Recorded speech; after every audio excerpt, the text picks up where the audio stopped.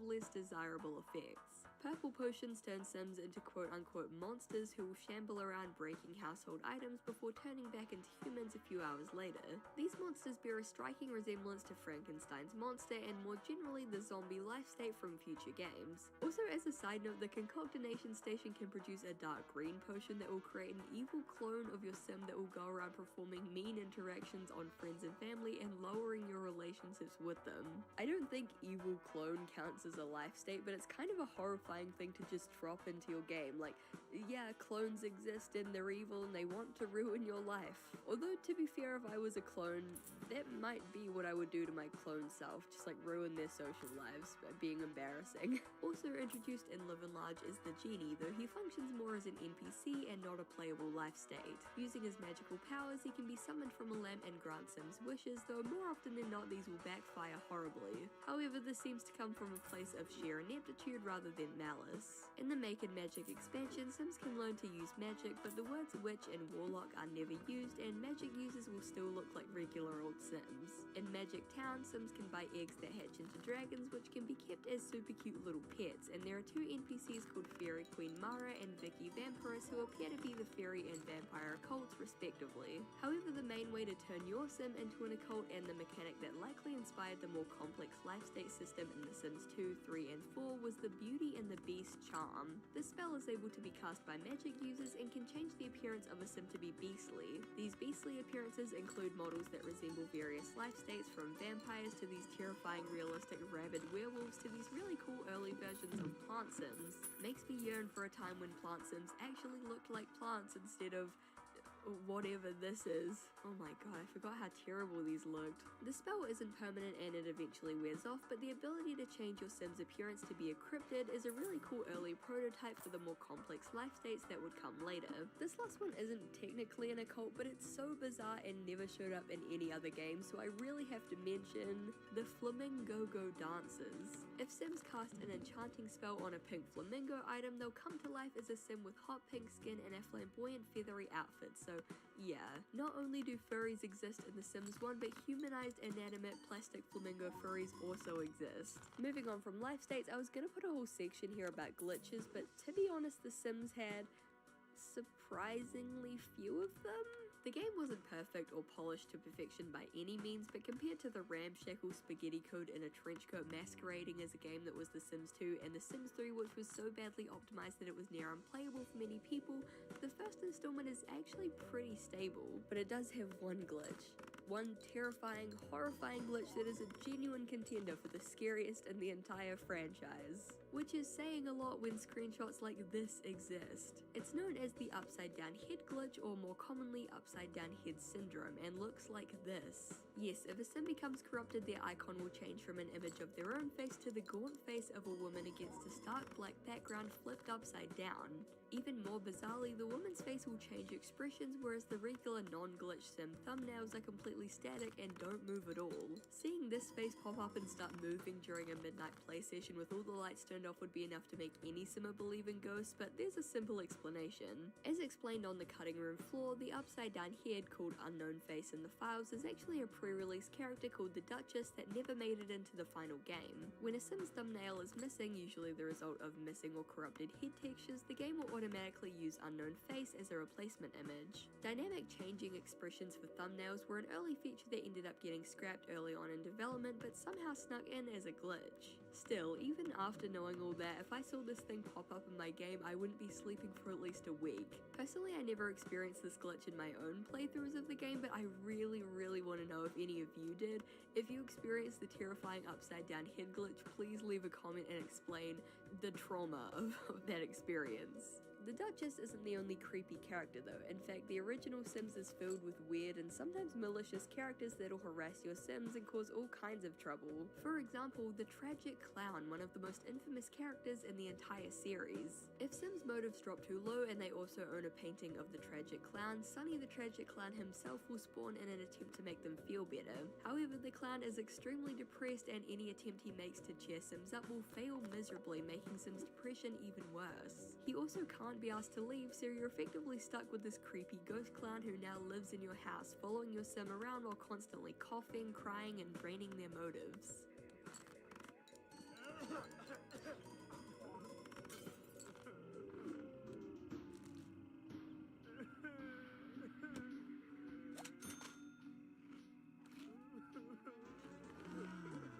If you try to trap the clown in a doorless room to get rid of him, he'll jump through a magic hole to get out.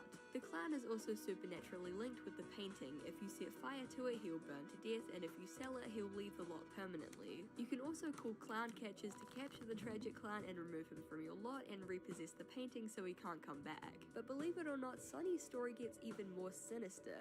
While he was absent from The Sims 2, he makes a reappearance in The Sims 3, in a graveyard. The tragic clown is buried in Sunset Valley, having died from drowning.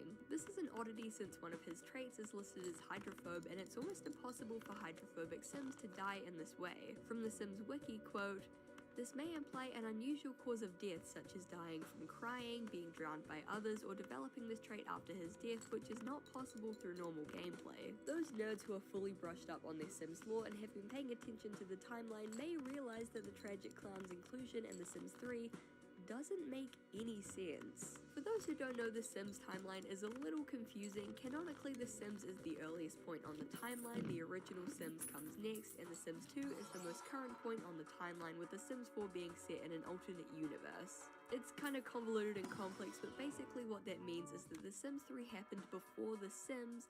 So why is the tragic clown deceased in The Sims 3 before appearing fully alive and well in The Sims? There are a few theories. The most grounded theory is that the tragic clown from The Sims 3 is a different character to the one in The Sims. One of his traits in The Sims 3 is excitable, which is very out of character compared to his personality in the original game, and similarly he has a far more cheery and bright appearance compared to this literal portrait of abject misery. This also wouldn't be the first time that a distant relative makes things unnecessarily confusing on the timeline. As we discussed in the Sims 2 video, Agnes Crumplebottom, also known as Miss Crumplebottom, is a distant relative of Mrs. Crumplebottom. They're distinctly different people on different points of the timeline. The other more unsettling theory is that The Sims 3 depicts the tragic clown's origin story. He started off as a normal, cheery, and excitable clown who also happened to be afraid of water. After suffering from some sort of water-related death, whether accidental or planned, he became the tragic clown, forced to walk the mortal earth as a spirit to spread cheer and laughter, but doomed to fail due to his own grief. This would explain why he's constantly crying and coughing, and why he possesses magical qualities such as being intrinsically tied to the painting and being able to teleport through magic holes. Whatever the case, it's clear that there's much more to Sonny's tragic tale than meets the eye. Another creepy NPC that can be encountered is the Obsessed Fan.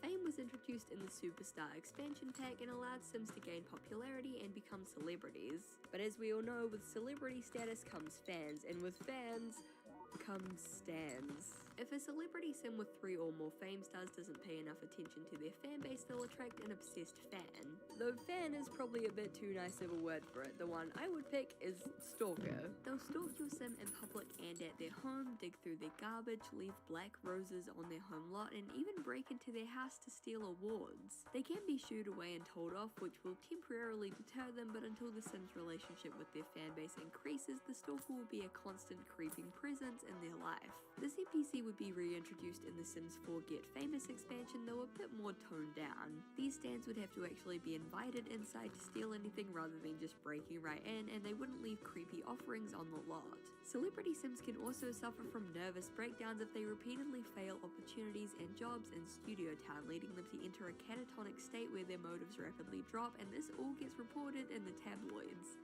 Depressingly realistic. One feature that's unique to the original game are prank calls. Sims can receive prank calls at any time, including the middle of the night. Some are just random and silly, like, "Do you canoe?" The number 3 is very important in your life right now. Your psychic advisor suggests that you work on improving relationships with those closest to you because you'll need them in the next lunar review. We're fixing your phone line. Don't pick up the phone next time it rings. But some are downright horrifying. You have been chosen. They will come soon. The drop-off has been made. You've been warned. The end is near. Make preparations. Your psychic advisor's head has just exploded. Be forewarned. They're coming soon. Maybe you should think twice about opening the door. Imagine playing this game as a child, picking up the phone and seeing this message pop up with absolutely zero context, accompanied by this terrifying mask face.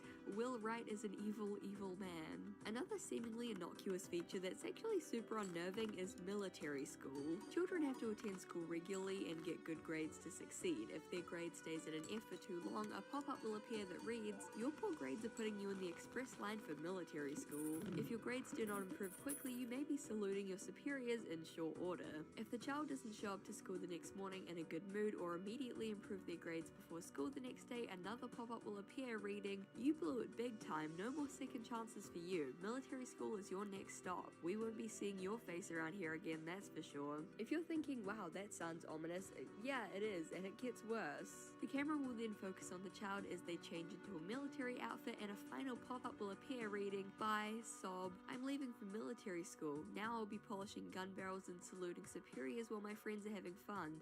If only I'd studied harder." After the child is shipped off to military school, they will literally never be seen again. They're effectively deleted from the game, and there's no way to bring them back, not even as an adult after finishing the school. It's a small detail in the game, but it's really eerie and sad that failing grades can result in your sim child being sent away forever, never to be seen again. And last but certainly not least, this wouldn't be a Sims video unless we talked about burglars. Now, in my Sims 2 and 3 videos, we touched on burglars and how they were spooky and creepy and the music was horrifying, but let me play you a comparison of all three games.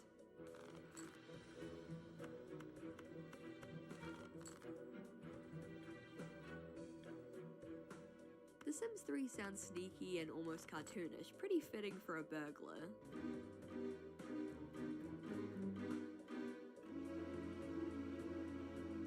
The Sims 2 sounds a little more alarming, pretty creepy to hear during a late night play session, but again pretty fitting for a burglar. But The Sims...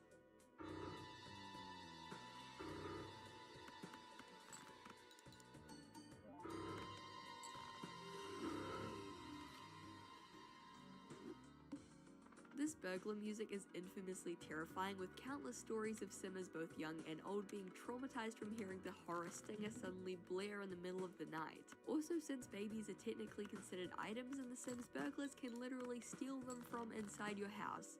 Absolute nightmare fueled. When researching The Sims 2 and 3, most people are surprised to find out just how complex the timeline is and how deep and well established the characters, stories, and locations of the world are. If you go into the original Sims game with this expectation though, you might be a little bit disappointed. The game actually lacks any family descriptions, and Sim bios are short to non-existent, meaning there's a lot less information about the characters and what their deals are. There are also relatively few families available to play as, with the game focusing more on creating and building your own rather than dropping into pre-existing families with pre-established dynamics and stories that fit into the wider Sims canon. This doesn't mean that the game is totally devoid of lore though, not at all. Let's start with the neighborhood itself, Neighborhood 1, which is about as bland and generic a name as you can get, but let's dig a little bit deeper. And by dig a little bit deeper, I mean talk about the Goth family, because, and say it with me, it's not a Sims video unless there's copious amounts of Goth family lore. It's truly the Goth's world and we're just living in it. So Gunther and Cornelia Goth, who are Mortimer Goth's parents and Bella Goth's in-laws, are the founders of Neighborhood 1, as evidenced by Gunther's bio and the fact that one of the streets is called Gunther Goth Highway. In The Sims Unleashed, Neighborhood 1 was expanded and renamed to Old Town, so let's just call it Old Town for the sake of convenience. It's widely believed that Old Town and Pleasant View from The Sims 2 are the same place at different points in time. This is evidenced by the fact that many families from Old Town also live in Pleasant View, for example, the Goths, the Pleasants, the Burbs, and the Newbies as deceased Sims. Pleasant View also shares several street names with both Old Town and Downtown, including Sim Lane, Right Way, and Main Street. Finally, the description for Pleasant View in The Sims 2 reads, "A lot has happened in 25 years, but some new faces in town are stirring up rivalries and creating tension for the once happy families. Can anything be done to get the neighborhood feeling good again?" This basically confirms that Pleasant View is Old Town 25 years into the future, but some theorize that there's even more to the story than that. The description for Sunset Valley in The Sims 3 reads, quote, "Before Pleasant View there was Sunset Valley, founded by the Goth family and built up by the land grabs to be a quiet, peaceful town." This has led many people to theorize that Sunset Valley is a very early version of Old Town / Pleasant View, but personally I don't really buy it, and here's why.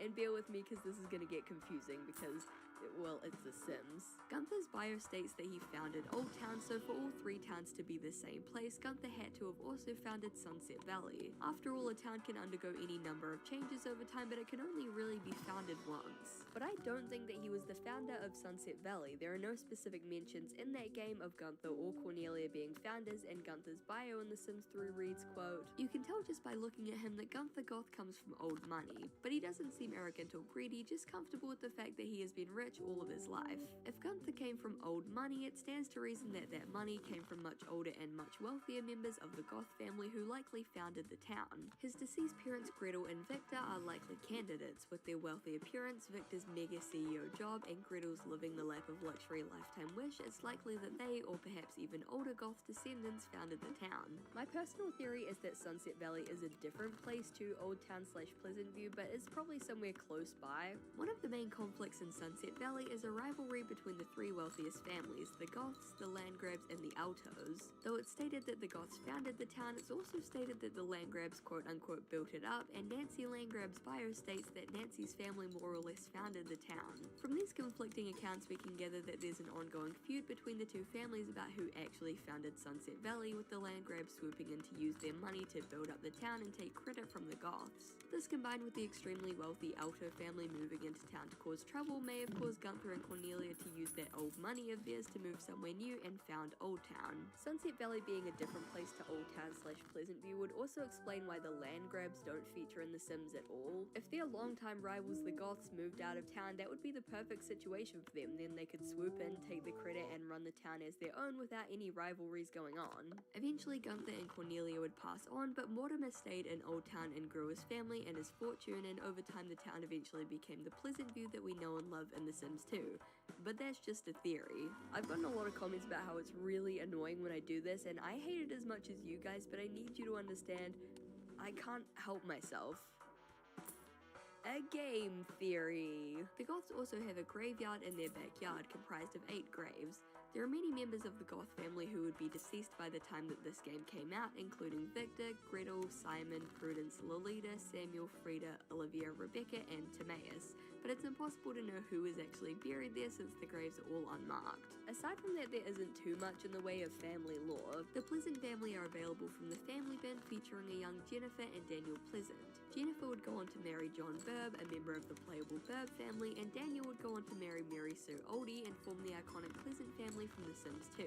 Michael Batchelor, who would be revealed as Bella's brother in The Sims 2, is another sim available from the family bin. At this point, he's just graduated college and is living the bachelor's lifestyle. However, despite sharing a skin tone and face type, it's never actually mentioned or suggested that he and Bella are related. See, when dissecting the lore of The Sims, it's very important to keep in mind that, well, it's The Sims, the very first entry in the franchise. At this stage, the developers had no idea that it would turn into a multi-million-dollar franchise with multiple games and spin-offs that would develop a complex web of lore. Most of the families, characters, locations, and historical facts included in the original Sims were just put in there without any forethought to the lore and continuity of the series, so a lot of times things were just thrown in randomly or as one-off jokes. Basically, you have to take the lore of The Sims with a grain of salt. It was never intended to be a lore-rich game like the others in the series, and therefore it's likely that Bella and Michael were only decided to be family members in The Sims 2 as a little Easter egg and a fun way to give the characters a bit of depth. Lastly, let's touch on Magic Town.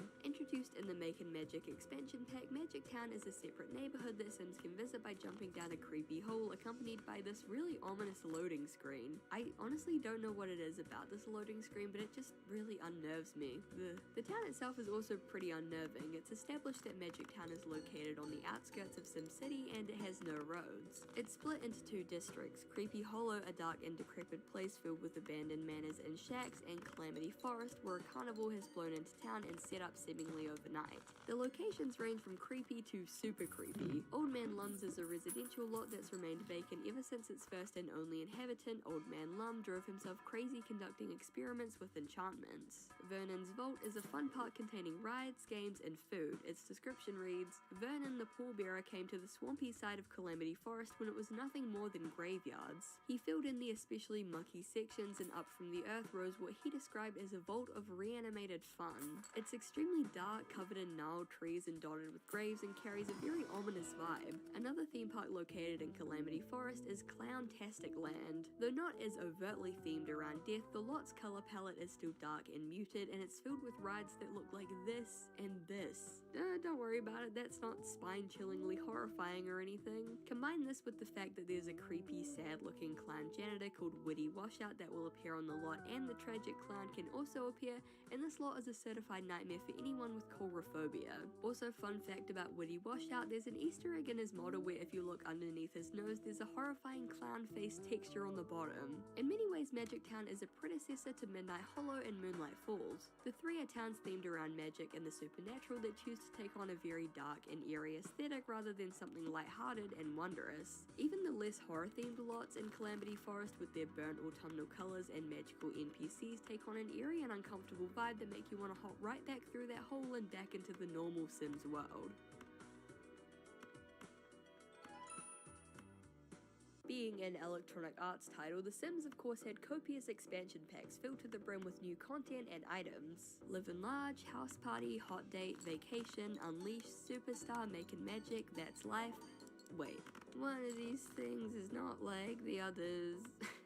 Yes, published by X Media Publishing in 2001, That's Life was an unlicensed and unofficial expansion pack for The Sims which added over 2,000 new items to the game. It also billed itself as a database and management tool since it was effectively just a menu that players could use to install and uninstall a bunch of custom content including fan characters, celebrities, and licensed items. Yeah, if you couldn't tell by this point, not only was That's Life not an official Sims product, but it also stole a ton of custom content from sites like The Sims Resource, Well Dressed Sims, and 7 Deadly Sims, with the program even having the gall to credit the artist that they directly stole from. What sets it apart from many modern-day fan-made expansions or custom content packs, aside from the fact that it's all stolen, is that it had a widespread physical release. This thing actually came in a physical box that was apparently sold in stores throughout Europe. The packaging on the box contains a warning that reads, quote, "This program is not authorized by Maxis, nor is it linked to Maxis in any way. The purchase of this program only makes sense if you own The Sims and possibly Live and Large," which is potentially the funniest warning label on any game ever. What do you mean possibly? You made it! Despite the copious disclaimers on the box and in the game manual that the game wasn't affiliated with Maxis, the early Simming community was still furious over this bootleg box of lies and petitioned for it to be taken off of shelves. So obviously X Media Publishing did the reasonable thing and made a second one.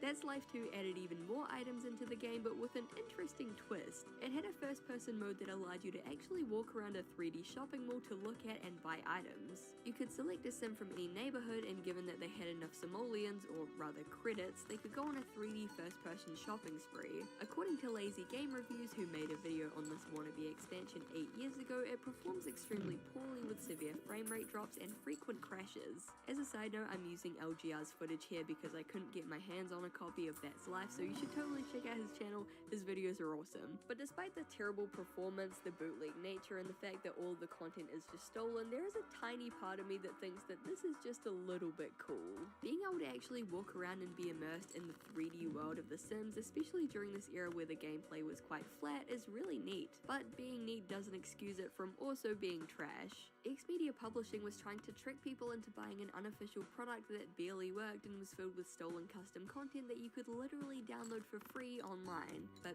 hey, I guess that's life.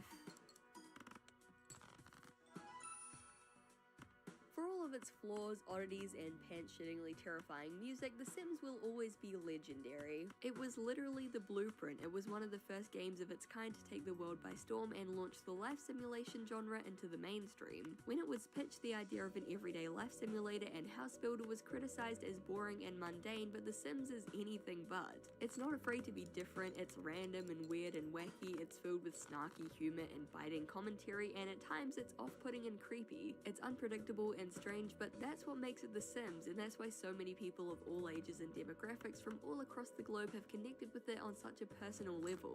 It's a wonderfully weird game, and if you haven't ever played it, I can't recommend it enough, though unfortunately they don't actually sell copies of it anymore. If you want to play it like I did for this video though, I'm sure you'll find a copy out there somewhere.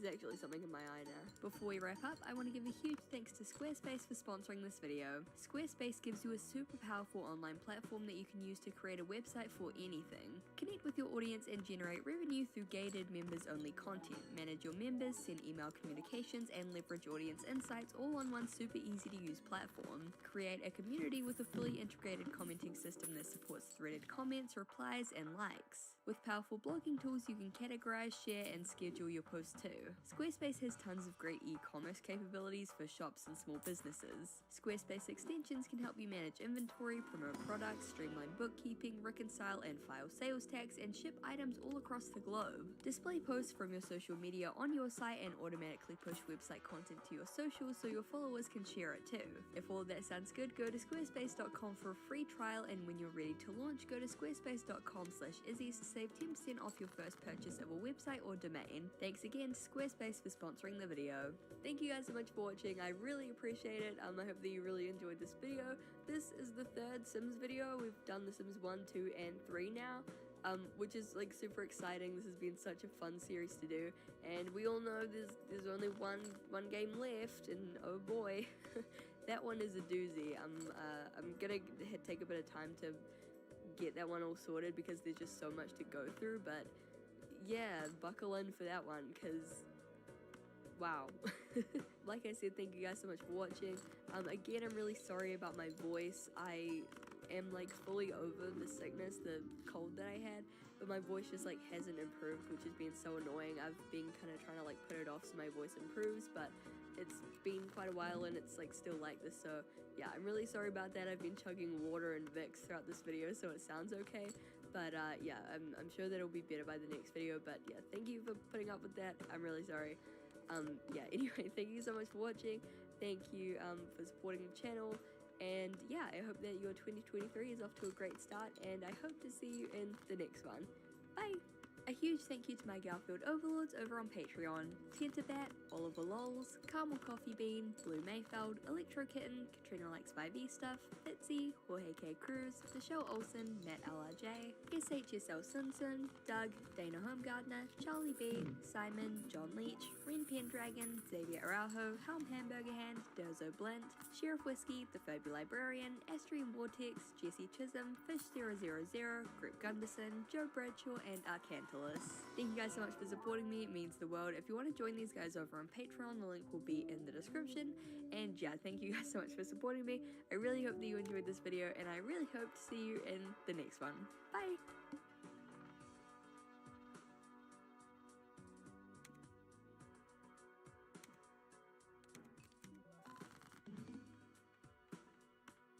The Sims, one of the most influential and popular video game series in the world, selling over 200 million copies worldwide. That's a lot of simoleons. The innovative first installment of the series was created by game designer Will Wright and published in early 2000 to overwhelmingly positive reviews. And from there, the life simulator slash home building simulator slash removing the ladder from the pool simulator only grew in popularity. I've always been an avid Sims fan ever since I was a little baby, from Sims 1 to Sims 4 and all the weird console spin-off releases as well for some reason. Sims Castaway, my beloved. I've been wanting to cover The Sims on this channel for a long time, so I thought I'd do a little series going through the drama, the scandals, the bugs and glitches, and the weird, cursed, and creepy lore of each Sims game. Despite on the surface being life simulators with no discernible plot, the Sims games have plenty of secrets, from the weird and wacky to the genuinely creepy. So let's dive into the cursed lore of The Sims 2.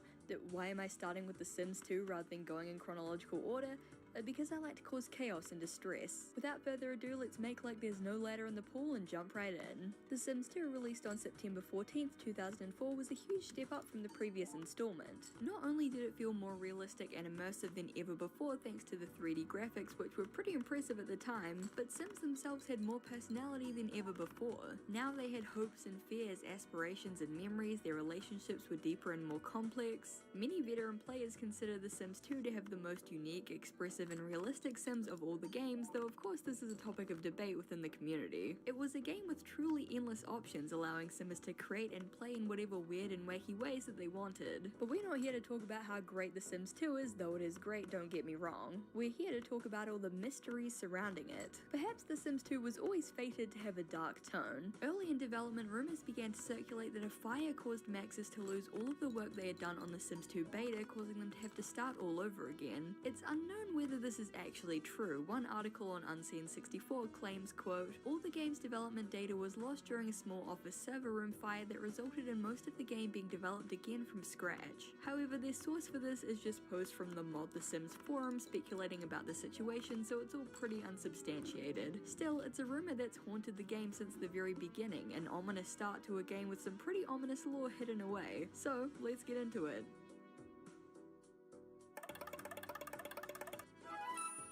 The Sims 2 may look like a simple and innocent game. It's a life simulator where you make your Sims go to work and build them houses and watch haplessly as their kitchen catches fire for the 4th time in a row. But there's more to the series than meets the eye. There's an eeriness to all of the games, certain features that are a little off, times where the atmosphere shifts to feel mysterious and eerie. All of the games have their own creepy quirks, and The Sims 2 is no exception. Let's talk about death, keeping it light for our first section. The Sims is a life simulator, and unfortunately with life comes the promise of an inevitable death. Sims live and Sims die, it's kinda what they do, but The Sims 2 began really leaning into the bizarre and shocking deaths thing. Alongside the usual suspects like old age, starvation, and disease, there are tons of wacky and kind of upsetting ways that Sims can kick the bucket. If a Sim leaves enough dirty dishes on the lot, they can be consumed by a swarm of flies. Ghosts can frighten Sims to death. While cloud gazing or stargazing, there's a very small chance that a satellite will randomly fall on Sims. Business Sims can use an action called Rally Forth to hype up their employees, but if their needs drop too low, they'll choke to death. If you make a poor quality kite, it will become evil and attract lightning, which can cause your Sim to be struck while flying it. Your Sim can die stuck in an elevator, they can be crushed trying to pull out a Murphy bed, and they can be bludgeoned by hail, among other things. Darkly, one item available for download on the Sims2.com website was the Running with Scissors playset, which was literally just a pair of scissors that your Sim could run around with. The scissors had no purpose or use within the game other than giving your Sim the chance to fall and be impaled if they run with them for too long. Come on, Maxis, why do you want to give these poor Sims even more ways to die at the hands of their malevolent masters? Another little dark trivia fact for you, in the unpatched base game there was a choking glitch that would cause Sims to mysteriously die at random, and pregnant Sims were, quote, extremely vulnerable to sudden death. Obviously this was patched out pretty quick, but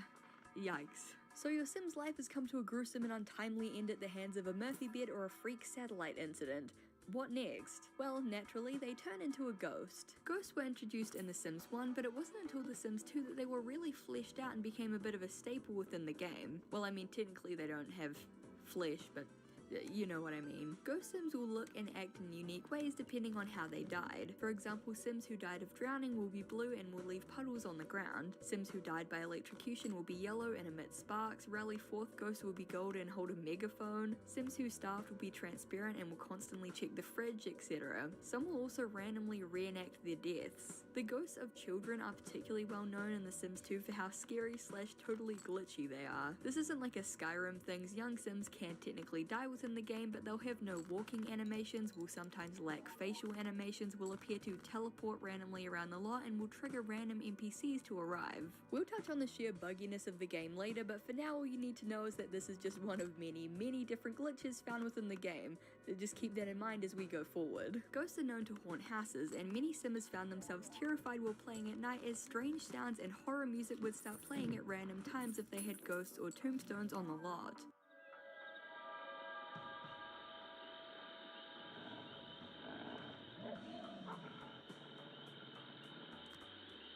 It was especially freaky since sometimes these ghosts were unbeknownst to the player, meaning that sometimes random horror stingers would just play in the middle of the night with the player unable to find the cause. Unnerving to say the least. Ghosts aren't the only supernatural skulking around in The Sims 2. The game introduced life states, also known as occults, which are basically just various monstrous or mythical beings that your Sims can turn into. You know, witches, vampires, aliens, werewolves, stuff like that. And actually, while we're talking about werewolves, they've appeared in every Sims game, but they are especially freaky looking in The Sims 2. They really softened them up for The Sims 3 and 4, but there's something about these sort of unrefined Sims 2 werewolves that Ugh. Perhaps one of the most grim life states is that of the zombie. Sims can be turned into zombies in 3 different ways. The Resurrectonometron is an item that allows you to pay the Grim Reaper to bring a Sim back. If you're stingy with your simoleons, old Grim will bring your loved one back to life as a zombie. You can also use a genie to wish for a Sim to come back, but the wish may fail, resulting in a zombie Sim. Lastly, witches can cast an evil spell on a deceased Sim to bring them back from the dead. You might be thinking, well, this is great, the family gets their loved one back, the zombie Sim gets a second lease on life, everything is all sunshine and rainbows, but not so. While they exist in every installment of the Sims series, zombies have particularly horrific implications in The Sims 2. When they're brought back, their faces will be gaunt and their skin pale, they'll be unable to move any quicker than a slow shamble, and all of their skills will be forgotten, and they'll be unable to conceive any children. They're immortal and will never age, and there's no cure, meaning that they're basically stuck like this forever. The fact that their relationship with whoever brought them back will be significantly lowered, and becoming a zombie will be registered as a negative memory for most Sims indicate that this isn't seen as a second chance and a new lease on life, but rather a curse and a disruption of their eternal rest. Many Sims players have spoken about the eerie vibes that they get while playing The Sims 2. Say what you want, but The Sims 2 was such a fever dream. Most of the time you're sitting there like, am I playing a life simulator game, a comedy game, or a horror game? I can't tell. There were certain points in this game that scared me as a kid. I couldn't put it into words though, just eerie subtleties. The Sims 4 and 3 have nothing on how truly terrified Sims 2 had me at times. I'm really glad to see other people found this game creepy at times. My sister set me up on a family PC back when I was 9 to play The Sims 2 by myself. It may just be because I was young, but there was always an underlying sense of foreboding to the game, like something sinister could happen at any moment if I wasn't paying enough attention. While the game is often comical, there are moments of quiet, moments of eeriness, moments of isolation that can make the game feel a lot darker than it's probably meant to be. Nighttime in particular can be pretty unnerving in The Sims 2. Not only are burglars and ghosts more likely to spawn on the lot, but the quiet nighttime ambience carries a certain loneliness. The dark, stretching 3D landscape can feel liminal and empty, and the virtual nighttime feels distinctly mysterious, dark, and at times isolating.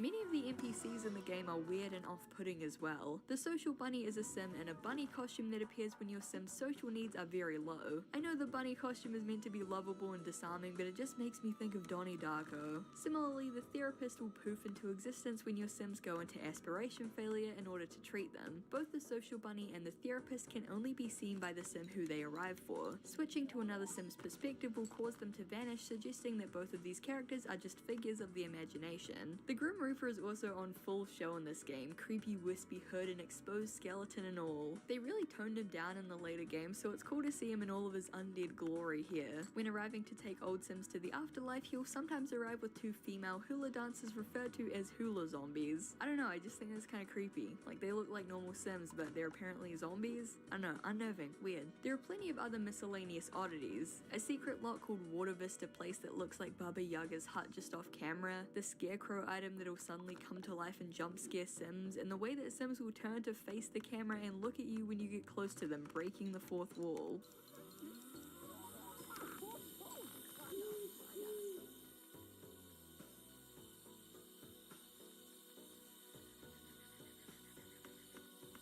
But those are little details, just atmospheric spooks tucked away within the hidden corners of the game. The Sims 2 has some of the most famous and widely speculated mysteries in the entire series, so let's get into some proper lore. So at this point you're probably gleaning that there's more to The Sims 2 than meets the eye, and if that's what you were gleaning, well, you would be gleaning correctly. Good glean. Now you might be thinking, Izzy, this is The Sims. There's no story here other than the story of my sim who died burning to death after their mac and cheese caught fire for the 8th time in 10 minutes, and, well, yes and no. While the mainline Sims games don't have any plot or storyline to follow, there aren't any quests or objectives, and it's up to you to make your own fun, there's still plenty of lore. We can learn a lot about the various neighborhoods and the families that live there through descriptions, bios, memories, family trees, and even environmental storytelling within the different lots. All of the Sims games have lore, but The Sims 2 has some of the most iconic and memorable stories, thanks in part to how sinister they are. Let's start with Strangetown, the epitome of Sims 2 weirdness. Strangetown is one of the 3 starting neighborhoods that come with the Sims 2 base game, the other 2 being Veronaville and Pleasantview. Strangetown is the smallest of the 3 and is an old abandoned military/government testing site in the middle of the desert that's been refurbished into a town. And with street names like Road to Nowhere, Dead End Lane, and Cover Up Road, how could you not feel at home? It's clearly inspired by the Nevada desert and Area 51, which is fitting since Strangetown is heavily linked to aliens. One of the most iconic features of the town is a giant crater with a crashed UFO inside it. All of the public lots are decommissioned military buildings, and oh yeah, there are actual aliens running around. Pollination Technician 9 Smith, also known as PT9, is an alien that's moved to Strangetown to settle down with his family, the Smith family, which you can play as. We can actually learn a lot about aliens and alien culture in The Sims 2 by looking at PT9's family tree. Apparently, aliens are assigned different roles within their society. For example, every female alien in his family tree is called a birth queen, whereas the males are colony drones. He and one other alien on the tree are called pollination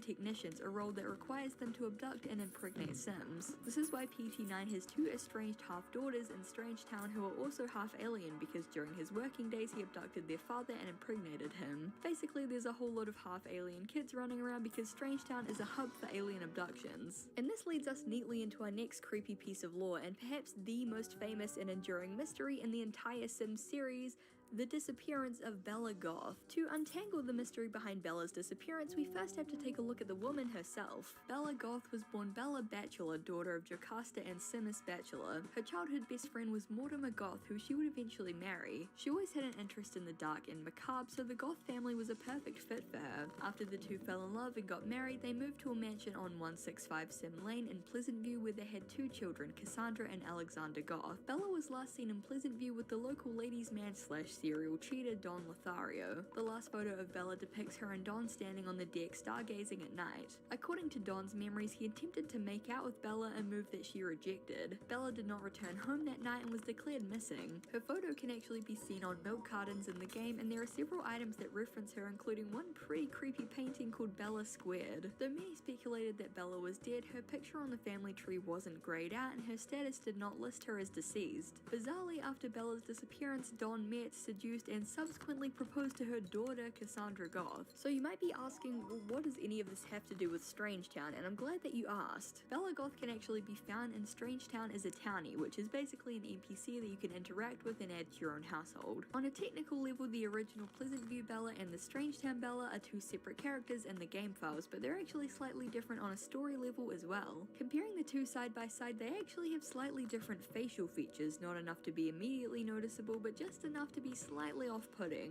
The 2 are voiced by different voice actors, and Strangetown Bella has no memories or connections to her past life in Pleasantview. She's not even considered to be related to Mortimer or her children. Now, a lot of data and characters in The Sims 2 are buggy and corrupted as hell, so this could just be clunky code, but Strangetown Bella is considered to be blood related to several characters in Strangetown, and she also has relationships with 63 unknown Sims, as well as characters like the Grim Reaper and the Hula Zombies. It's near impossible to reunite Bella with her family. If you use cheats to spawn in the original Pleasantview Bella, she'll appear to be fine, but if you leave the lot and come back, she'll get a ghost texture and disappear, and a pop-up will appear telling you that Bella has died on another lot. If you try to move Strangetown Bella from Strangetown into Pleasantview, it will cause both neighborhoods to corrupt. So the real question is, well, what happened to Bella Goth? And there are 2 main theories. The first conclusion that most players jump to is that Don Lothario killed Bella. After all, she was last seen with him, and his romantic advances being rejected may have pushed him over the edge. In The Sims 3, there's a book written by Bella's son Alexander Goth called Murder in Pleasantview, which hints towards this. However, the far more widely believed theory is that Bella was abducted by aliens. She was last seen using a telescope, the main way that Sims can get abducted in the game, and later she's found with no memories in Strangetown, alien capital of the Sims world. Despite the strange differences between the 2 Bellas, which has caused some to speculate that Bella was cloned, this theory was debunked in an interview on the Sims 2 website back when it was still up. From the interview, quote,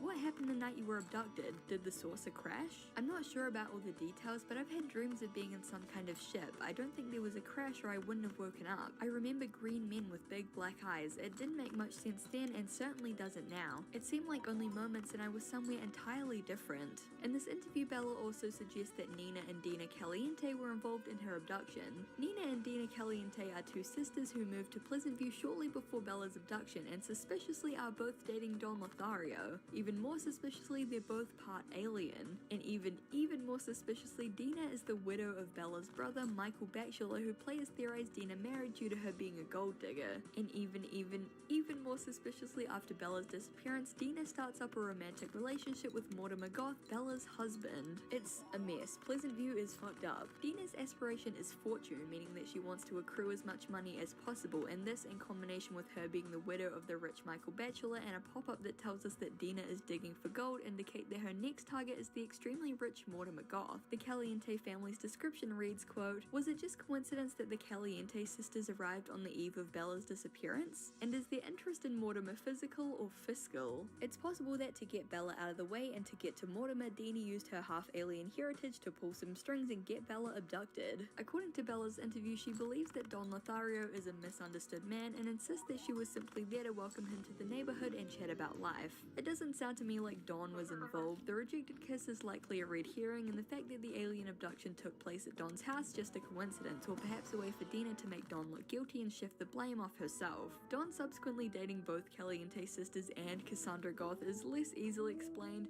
I guess he's just kind of a freak and maybe Cassandra reminds him of Bella. I don't know, like I said, Pleasant View's messed up. There's also a theory proposed in the Bella interview that Dina actually wanted to get to Mortimer not for his money but to get closer to his top secret scientific inventions. Quote, "I think someone sent Dina to town specifically to pull Mortimer away from me. I know he's a genius and his work is important to a lot of people. I couldn't have possibly imagined that trying to create a life elixir that could help everyone would ever push somebody to ruin our marriage. And why take me away from him? Perhaps they thought I was a distraction and believed that taking me away from the love of my life would make him stop his work. Maybe Dina, being an alien, was sent to Pleasant View to gain intel on Mortimer's creations for whatever reason." Regardless of why Bella was abducted, it's confirmed in The Sims 3 that the abduction theory is correct. There's a neighborhood in the game called Lunar Lakes, which is set on a far-off alien planet. In this neighborhood, Bella Goth's body can be found buried in the graveyard. She died of old age and looks extremely different, having pale green skin, a gaunt appearance, and short-cropped blonde hair. Sim Guru Sarah confirmed that this is the same Bella from The Sims 2, and her appearance can be explained by the fact that all deceased Sims after Twinbrook have this pale corpse-like appearance. The short blonde hair is less easily explained, but I don't know, the girl's allowed to change her style, especially after being chucked into space. So essentially, after over a decade of theorizing, the enduring mystery of Bella's disappearance has been put to rest. Sadly, it seems that she was abducted, dropped in Strangetown, and potentially abducted again and taken to Lunar Lakes, where she lived out the last of her days without ever seeing her husband or children again. And while Bella Goth's disappearance is by far the most well-known mystery in The Sims 2, it's by far the only one. Another eerie character from Strangetown is Olive Spectre, presumed serial killer. Olive Spectre is an elder Sim who lives at 13 Dead End Lane, a house that just so happens to have a giant burial garden filled with the bodies of 21 Sims. One of her first victims was her very first love, a man named Earl E. Demise. Haha, get it?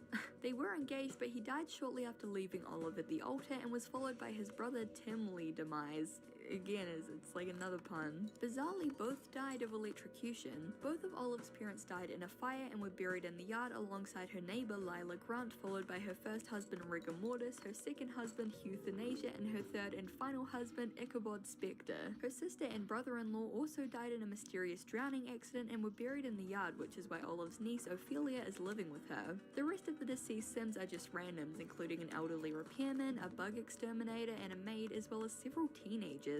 Olive Spectre's bio ominously reads, quote, "Olive will stop at nothing to get what she wants. She spends her time collecting mushrooms, sharpening sticks, and excavating her yard." It seems pretty cut and dry here. The lady is clearly a serial killer and, well, yes, but there's a little bit more to it than that. Olive actually has a child called Nervous Subject who was taken away by Child Protective Services, and don't worry, we'll get into more detail about where Nervous is soon. According to Olive's memories, shortly before she gave birth to Nervous, she woohooed with the Grim Reaper, leading many to speculate that the literal embodiment of death itself is Olive's baby daddy. Now, the leading theory among Simmers is that Olive is murdering all of these Sims to be able to see the Grim Reaper again, to get closer with him and rekindle their relationship. After all, her name is Olive Spectre, you know, like I love Spectre, or I love Spectre.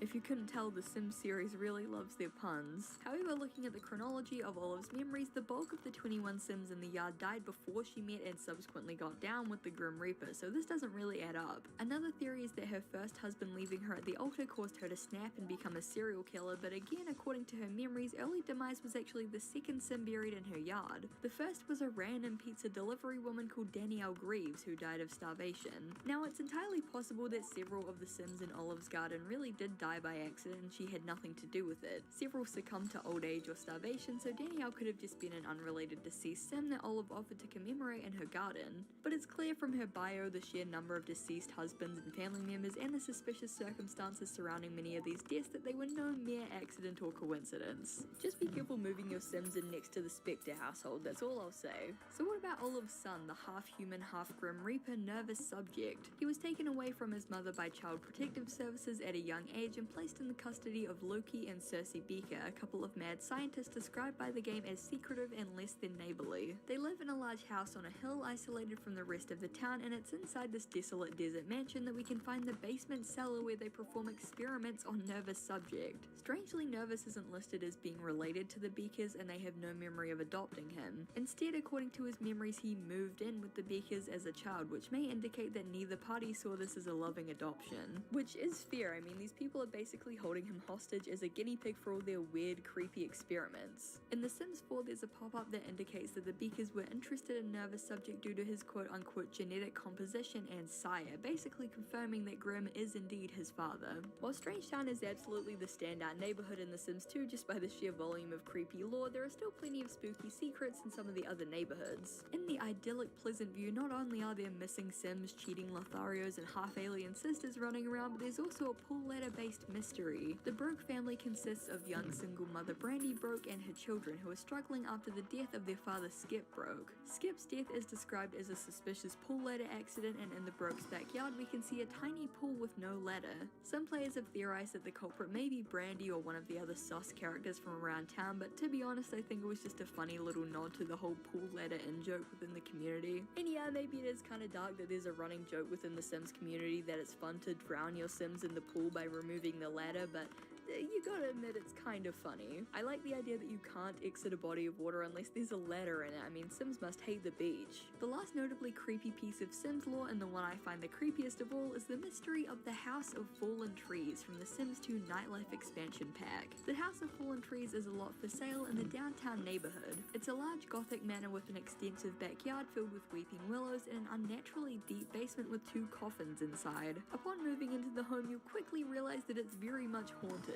I mean, to be honest, look at the place. What exactly did you expect? 2 of the ghosts, Borduin and Freakerith, who died by fire and Rogue Satellite respectively, belong to the Triku family, the very gothic and presumably very rich original owners of the manor. All other members of the Triku family are deceased and buried in the public cemetery downtown, all of them having bizarrely died from starvation. The third ghost in the House of Fallen Trees is a young woman named Raynell Ninja. She's assumed to have moved into the house after the Triku family and have subsequently died at the hands of their ghosts, given that her cause of death is listed as fright. The House of Fallen Trees itself is extremely unique in that it has special haunted house lighting which dims and in some cases turns off the lights after it gets dark. This lighting effect either appears to be an intentional aesthetic decision or some sort of graphical / lighting bug. Either way, it gives the very clearly haunted house a lot of ambience. There are several other mysteries surrounding the House of Fallen Trees. In the late night expansion, a new object is available to purchase, a gothic cemetery-esque statue titled the Grey Woman of SimCity. The woman is said to have died in a tragic house fire and now watches over young children to protect them from fire. What's interesting is that the only 2 locations downtown that the Grey Woman can be found is in the backyard of the House of Fallen Trees and in the cemetery where the rest of the Triku family is buried. Since both Triku teens died in fire-related accidents, some have theorized that the house is cursed by fire. Others theorize that the Grey Woman may have been the original owner of the house, given the special statue in commemoration of her. Due to their gothic appearance and names, as well as their unusual family family tree and the coffins in the basement, it's been theorized that the Triku family may have actually been a clan of vampires. This also makes sense as the vampire life state was added to the game in the Nightlife expansion. We may never know exactly who or what the Trikus were, why they all died so suddenly, and why their house has such a mysterious ambience, but it's definitely a fascinating mystery. And I think that's what's so fantastic about The Sims 2 and its world building. It doesn't make anything obvious and it doesn't spell anything out for you. It leaves tidbits and clues for you to piece together. It sprinkles in bizarre memories or nonsensical family trees or odd and ominous descriptions and lets your imagination do the rest. Was Bella really abducted by aliens? What were the Caliente sisters really up to? What's the deal with Olive's grim garden? What will be the final fate of Nerva's subject? It's all up to the player. They can play the households however they want, wrap up or continue these storylines however they want, and make their own mysteries and secrets. It's what's so great about The Sims, especially The Sims 2. It gives you the freedom to make whatever stories you want while still dropping enough lore to give the game an incredibly mysterious, intriguing, and delightfully creepy vibe. Alright, that was a lot of lore. Let's take a break, cool off, and talk about some mods. Mods have always been integral to the Sims experience. There are mods for everything from simple custom clothing and items to completely new features and overhauls that change the entire game. The Sims modding community has always been huge and bustling, with entire communities and websites dedicated to creating, sharing, and playing with mods of all shapes and sizes. One of these websites is a forum called Garden of Shadows, dedicated to dark, gothic, and horror-related mods. I really love this website. All of the different boards and threads have whimsical, macabre names. There are tons of cool and obscure mods here, and in general it seems like a really neat little site. I'm just partial in general to these older forum sites. They're pretty nostalgic, and it's always great finding these niche little communities tucked away on their own corners of the internet. There were plenty of other weird and wild mods. Cenotaph of the Tribal Covenant allows you to sell babies to an ogre named Gunk, you know, in case there was something you were desperate for maxes to add into the game. The Giant Baby mod allows you to make giant freakish babies, go figure, and then of course there are all the mods that add, let's just say, adult content into the game, if you're picking up what I'm laying down. But this wouldn't be a Sims 2 video if we didn't cover perhaps the most infamous mod in all of Sims history. Oh my god, what the fuck barbecue? Oh my god, what the fuck barbecue was a mod created by user Pescado and uploaded to modthesims.com, and was a barbecue that you could use to cook newborn babies on. The mod obviously became infamous pretty quickly due to its shocking content. For a while it was actually unironically popular with machinima and storytelling YouTube channels, you know, the ones that would make like #deep, #sad movies using The Sims. Yeah, they'd literally use this mod to make their stories more sad and shocking, which, if you've seen any of these old Sims machinimas, will not surprise you. These old videos were whack and low-key traumatized me as a child, but that's a topic for another day. While nowadays the mod is seen as more of an inside joke or a meme, back in the day there was a large chunk of the community that were genuinely very disturbed by this mod and campaigned for it to be taken down. Allegedly, the Mod The Sims team made it a featured front page mod to own the haters, but eventually the mod became so infamous that it had to be deleted. You can still find links to it online though, and there's even a remake of the mod for The Sims 4. They're pretty disturbing. It's a classic piece of Sims history, and it really does live up to the name. Oh my god, what the fuck barbecue. So The Sims games are pretty infamous for being kind of buggy and hard to run, and The Sims 2 is very much not an exception. In fact, it's kind of the standout. I mean, for everything that I've praised and loved about the game for all these years, I will give it this. It is one broken game. It's extremely easy to corrupt the game with cheats. Bringing back certain NPCs from the dead or spawning them on your lot will corrupt the game. There are certain Sims hidden within the game files, for example the Ideal Plant Sim, who exists in the code to provide the genetic material for all spawned Plant Sim babies. Since you're just poofing them into existence rather than giving birth to them, they don't have a father, so Ideal Plant Sim acts as the father, since Sims have to have two parents to provide genetic material. Ideal Plant Sim is just one example of this kind of hidden code Sim, but spawning him or any of the others is a one-way ticket to a corrupted and unplayable game. Placing Sims in certain neighborhoods or making them interact with certain Sims can corrupt your game too, for example moving Bella back to Pleasant View. You don't even have to use cheats half the time, sometimes just by virtue of The Sims 2 being a bunch of ramshackle code in a trench coat, something completely random and out of your hands will break the game. For example, and this sentence will sound insane, if the NPC Mrs. Crumplebottom is bitten by a vampire, the entire game will corrupt and can only be be fixed by uninstalling and reinstalling the entire game. There are several game files that appear to be misplaced, and it's not uncommon to find strange and sometimes impossible discrepancies in family trees, like Belagoth being related to several random families in Strangetown. There's an extremely long list of actions that can glitch or corrupt your game, as seen here. Basically, The Sims 2 was built on extremely shaky code and is very prone to falling apart at basically any second, which in my opinion is kinda unnerving. The idea that at any moment for a totally random reason the game could just start breaking is scary. Symptoms of a corrupted neighborhood include Sims and houses disappearing, quote, wants that don't fit the age group, e.g. a toddler who suddenly wants to go on a date, and the iconic squiggly lines, a telltale sign that shit's about to go down, literally. In addition to the many ways that your game can break, there are just a bunch of general bugs and glitches that can occur. There's entire tags on the Sims wiki for corrupted faces and broken faces because so many Sims and NPCs in the game have buggy facial features. Hilariously corrupted faces are sometimes genetic and can be passed down through generations. It's also possible for NPCs and townies to start cloning themselves due to a bug, filling up the lots with tens of identical clones. It's even been reported that clones of your own Sim can show up on your lot and live in your town. I don't know about you, but I definitely wouldn't want to live next to myself. There are several different Sims within the game that are unique because of just how broken they are, and not in like an emo way, in like a coding way. Two such Sims are Jeannie Chen and Elle Rodiak. On the surface they look like two regular little girls, but according to the game they're both fully grown men who are about to turn into elders. Because of their gender and age being incompatible with their physical appearance, they float when they walk, talk in deep male voices, and creepily can perform adult interactions.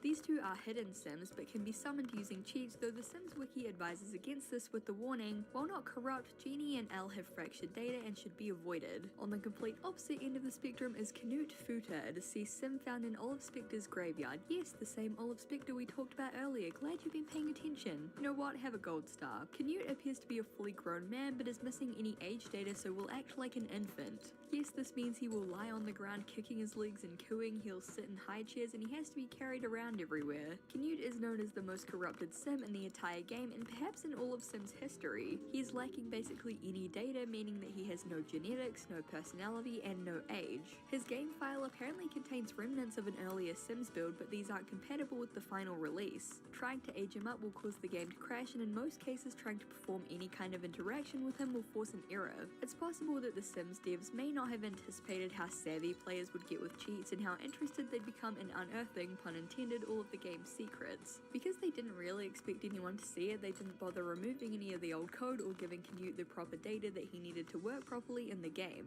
Instead, they just plonked the guy in Olive's graveyard and called it a day. As we've already discussed, the Sims 2 code is pretty messy and is basically held together with a rubber band and a shoestring, so this Sim is likely just a victim of bad code. In this case, it's definitely best to let the dead rest, especially when the dead can literally corrupt your entire game. Now, these aren't really bugs or glitches, but I am going to use this last little bit of the segment to talk about some interesting unused content found within the files of the game. What the spaghetti code taketh away, it also giveth, in the form of several cool little secrets that Simmers have found within the files. The Sims is pretty well known for its copious expansion packs, and one of the most popular and well liked of the expansion packs across pretty much every game is the Seasons pack. But believe it or not, weather was originally meant to be included with the base game. A clip from E3 in 2003 shows a producer of the game demonstrating some gameplay, and in one section we can see the Sims hanging outside while it pours with rain. It's unknown why exactly this feature was removed from the base game, but it's kinda crazy to think that in a different universe we wouldn't need to pay separately to get rain and snow. Some of the biggest unused features found within the game are several so-called removed scenarios. For context, scenarios in the game are basically events that you have to get a good score in to make sure they go well. For example, parties, dates, and getting into private school are all scenarios where you're given a timer and have to be on your best behavior and impress the other Sims to complete it. The 4 removed scenarios are Big Boss, Engagement, Grandchild, and Power Outage. Big Boss was essentially going to be just like the headmaster from the private school scenario. He'd come over for dinner and you'd have to impress him to get a raise. It's largely unknown exactly how the next 2 scenarios would play out. Grandchild is especially mystifying to me because like, what are you trying to impress the baby? If you fail the grandchild scenario, does your infant grandchild just hate you with a burning passion? The final scenario would entail your household's power being cut off and you'd have to find a way to entertain your Sims until the power comes back on. Lastly, a model for a plesiosaur-like creature presumed by players to be the Loch Ness Monster was found within the files of the game, apparently unused and likely a scrapped neighborhood decoration. For our final section, let's take a look at... So here we're going to talk about The Sims 2 for DS, which I know is technically like a spin-off console game, but we're going to talk about it anyway. It's my video and I get to make the questionable writing and formatting choices. Anyway, The Sims 2 for Nintendo DS was released in 2005, and the thing you need to know about The Sims console ports is that most of the time they're totally different from the original games. A lot of the console ports and spin-offs have totally random stories and mechanics that are loosely based on the PC games but are very distinctly different. The 2005 Nintendo DS port is a good example of this. Rather than being an open-ended life simulator, the DS game is more of a hotel builder slash tycoon game. Your Sim's car breaks down in Strangetown, and after staying in the local hotel, it's up to them to improve it by adding extensions and furnishings, cleaning up, and completing goals and tasks for Sims staying there. It's pretty random, but the general consensus among Simmers is that it's also pretty unnerving. Bizarre music would play during the day, there were superheroes and aliens and robots running around, Sims around town would become quote-unquote loopy and get sick or act in bizarre ways. There were hidden rooms around the hotel, Sims would speak in a strange garbled language that didn't really resemble normal Simlish, and there were several really weird plot lines. In one plotline, after doing several quests for a mobster, he asks you to try and blow up the mayor before later asking you to bury a moving suitcase out in the desert. After this questline, the mayor will disappear from the game. In another plotline, you literally have to stop a cult. Overall, the Sims 2 DS game was definitely going for a sort of off-the-wall, wacky, absurd robots and aliens and monsters kind of vibe, which definitely fits the theme of Strangetown. However, for many players, it came off as far more eerie than silly. Definitely an eerie slash surreal vibe to a lot of the stuff in this game. I think what I found strangest was how big and weirdly empty the map felt, especially the atrium in the hotel. The desert always creeped me out a bit, as did all the stuff in the basement. Not to mention the fact that the road out of town just goes nowhere. I think it was the general aura of the game. The clouds move much quicker than they should, the emptiness of the town, you receiving those strange notes from someone who knew your name and situation who was never revealed, your car disappearing after a few story missions, etc. It feels like the game was built around an existence with no time. The whole game is anachronistic, with the hotel being pseudo-70s, the saloon and jail being from a cowboy western, and the shop being modern. There was a crashed spaceship, toxic waste, and human landing craft in the desert, with harsh sand being strewn everywhere around the landing craft, which is very eerie. You can sell alien parts to the clerk, who the concierge tells you, I believe, is trying to build a spacecraft to return home. There's the furnace in the room that was taken straight out of a Goosebumps story. There's a haunted painting that spawns a ghost around the hotel that bums out the Sims. There's Bigfoot and Zoltron, the eerie robot fortune teller who emits a creepy laugh when you interact with him. There's that creepy shed on the farm that's never explained, not that anything actually is explained. You never learn anything about the concierge, and he is never off shift, which is creepy. Whenever you zoom out, all you can see is a vast, endless desert. There's a well which has a rope that moves on its own. There's a maid that has her own voice on the phone but is never seen. There's a real Hotel California vibe for sure. It feels very close to a literal desert where lost people go to live out their days in misery. Awesome game with an atmosphere that I've never experienced elsewhere. It has its own unique brand of eerie mysticism. Also, big up the Rat Man. Couldn't have put it better myself. They were clearly going for a sort of silly robots and aliens and superheroes thing with the absurdity dialed up to 10, but they added too many eerie details for it to feel lighthearted and silly. Instead of coming off as goofy and off the wall, it comes off as unnerving and wrong feeling, which definitely isn't a bad thing. Like the above poster said, the atmosphere is awesome, and I kinda love when games meant for kids are unexplainably weird and have these sort of dark undertones. A lot of the games that I played as a kid that stand out in my memory are the ones that have moments of unexpected creepiness, ones that made me want to turn on the lights, ones that as an adult I kinda think, that was weirdly dark for a kid's game. Sometimes it's fun to be taken out of your comfort zone and just plunged into a really creepy, weird atmosphere in a game for no reason, and that's definitely what The Sims 2 DS is. And that, my friends, was just a tiny scrape off the tip of the old Sims iceberg. For a game with little to no plot, there sure is a lot hidden under the surface. I love how The Sims 2 manages to be quirky, charming, and silly, as well as genuinely spooky and eerie, often at random and unexpected times. It's what makes the game so great. You never know what to expect, and you never know when the game's gonna throw some crazy curveball at you, like your Sim being hit with a satellite, or turned into a zombie, or, oh well, I was gonna say running with scissors, but I mean, it's running with scissors, what did you expect? But The Sims 2 is just one entry out of the entire series, and there are plenty more mysteries to uncover. I'm really curious to hear from you guys your experiences with playing The Sims 2. Did you find it creepy? Are there any little spooky Easter eggs or details that I missed out on? Do you have any weird, unsettling experiences with The Sims 2 DS? Definitely let me know. As a veteran simmer, this stuff really interests me. I've always been kind of interested in the spooky aspects of games, especially ones that aren't really meant to be creepy. So The Sims 2 is kind of great for that. There's so many little details and atmospheric things, just little bits and pieces that make the game feel off that I really love, and I'd love to hear your guys' experiences with that kind of stuff within the game. And definitely let me know if this video is something that you liked. Like I said at the start, I'm definitely interested in perhaps covering The Sims 1 and 3 and 4. I know I didn't do it in chronological order, but I'd be really interested in doing just like a series, I guess, of these, kind of just going into like the lore and like dark little aspects of the games, because it really interests me. And yeah, let me know if it interests you as well. Thank you guys so much for watching. I really appreciate it. I really hope that you enjoyed the video topic. Like I said, big Sims fan. I hope that some of you guys are as well, and I hope that you enjoyed the video. And lastly, I hope to see you in the next one. Bye! A huge thank you to my Garfood overlords over on Patreon: Sheriff Whiskey, Xavier Raho, SHSL Simpson, Grip Gunderson, Simon, Katrina Likes 5e Stuff, Dozo Blint, Red Myth, The Fabu Librarian, Matt LRJ, Ren Pendragon, Michelle Olsen, Astrian Vortex, Electro Kitten, Joe Bradshaw, Jordan Nielsen, John Leach, Jorge K. Cruz, Helm Hamburger Hand, Question Are We Not Gyros, Fitzy, Pom, Dana Homegardener, Arcantilus, Jesse Chisholm, Charlie B, Brianna Robinson, Blue Mayfeld, and Doug. Thank you guys so much for supporting me, it means the world. Thank you guys for sticking around and supporting me. I can't thank you guys enough, really. If you want to join these guys over on Patreon, the link will be in the description. And yeah, I really hope that you guys enjoyed this video, and I hope to see you in the next one. Bye!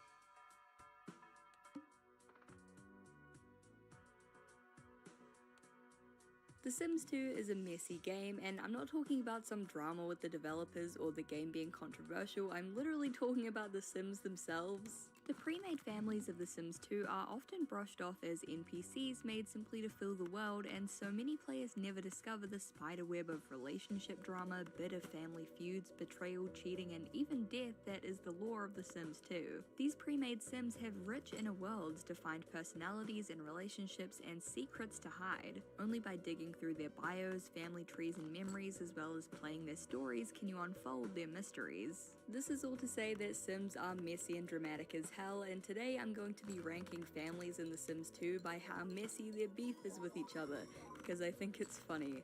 Let's begin. Before we get into things, I'd like to give a huge thank you to Skillshare for sponsoring this video. So I've been working on a game and an animated pilot at the moment, so I've been doing a lot of writing, and Skillshare's learning paths and classes have been great to keep my skills sharp. Skillshare is the largest online learning community for creatives, with thousands of classes led by industry experts across animation, film, content creation, music, productivity, and more. Skillshare classes can help you take your skills, career, passions, side hustles, and hobbies to the next level. And with Pathways, you can master your skills with curated sequential collections of classes relevant to the skills that you want to learn. As I said, I've been doing a lot of writing, and Myla Goldberg's Creative Writing Bootcamp has been such a fun and vibrant class to help get those creative ideas flowing, with tons of useful skills that I can transfer back into my own writing and projects. I also have to recommend the Procreate for Professionals learning path, because I love Procreate so much and will always sing its praises, and I think any designer or artist with an iPad should know all of its little tips and tricks.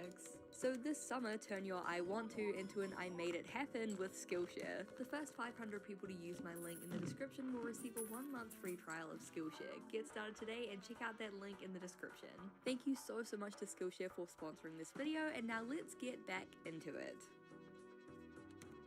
So my tier list ranking is pretty simple. At the top we have evil, reserved for Sims who have done terrible and irredeemable things. Dysfunctional is for families who are pretty messed up, but with a lot of work they can eventually be salvaged. Messy is for Sims that are, well, messy. They have drama, they have beef, they're causing chaos, but they're not necessarily bad Sims at heart. Pretty unproblematic is for Sim families who have little to no drama in their lives, and murderer is reserved for one family in particular.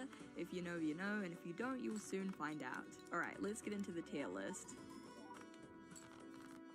A lot has happened in 25 years, but some new faces in town are stirring up rivalries and creating tension for the once happy families. Can anything be done to get the neighborhood feeling good again? The Broke family. The Broke family consists of Mother Brandy and her two sons, teenage Dustin and toddler Bo. As the name suggests, they're pretty lacking in simoleons and live in a humble home in Pleasant View. On the surface, the main conflict in this family seems to be the tension between Mother Brandy and teenage son Dustin, who is acting out in rebellion, and Brandy's concerned that her younger son may go down the same path. But there's more to the Brokes than meets the eye. When you open this family for the first time, Brandy is actually on her way to the toilet to throw up, hinting towards the fact that she's actually pregnant with the third child. Even more shocking, the family's bio states that Brandy's husband and the father of her unborn child, Skip Broke, recently died in a quote-unquote suspicious pool ladder accident. The house does indeed have a pool in the back, which is barely big enough for a sim to fit in and which doesn't have a ladder. This has led many to speculate that Brandy Broke actually murdered Skip. The family is clearly in a dire financial situation, so maybe she did it for the insurance money.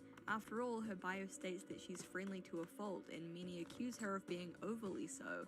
Is it all a cover-up for something darker? Well, probably not, actually. All of the evidence in the game points to the two having a great relationship, and there are no memories of arguments or infidelity. Plus, after Skip's death, Brandy's life kind of went to shit, so the motive isn't really there. I'm gonna put the Brokes in the pretty unproblematic tier because they've experienced a lot of hardship, and while their relationships with each other are a bit rocky, they love and care for each other, they're doing their best, they're not bad people. The Goth family. The legendary Goth family, who are fan favorites in the Sims franchise, consists of Mortimer Goth, his missing wife Bella, and their two children, Cassandra and Alexander. There's a lot going on with the Goths, and the missing wife is just the start of it. Though the details of Bella's disappearance are kept vague, it's revealed through the family's memories that she was actually abducted. For Cassandra, this is registered as a negative memory, but bizarrely for Bella's own loving husband, Mortimer, it's a positive memory. This is likely because his aspiration is knowledge, and knowledge Sims are super into anything alien related, but this isn't where the suspicious behavior stops. Mortimer, who sleeps under a giant painting of his missing wife, is currently seeing the much younger Dina Caliente, who only wants him for his money. And when I started up the household, he even wanted to flirt with her sister, Nina.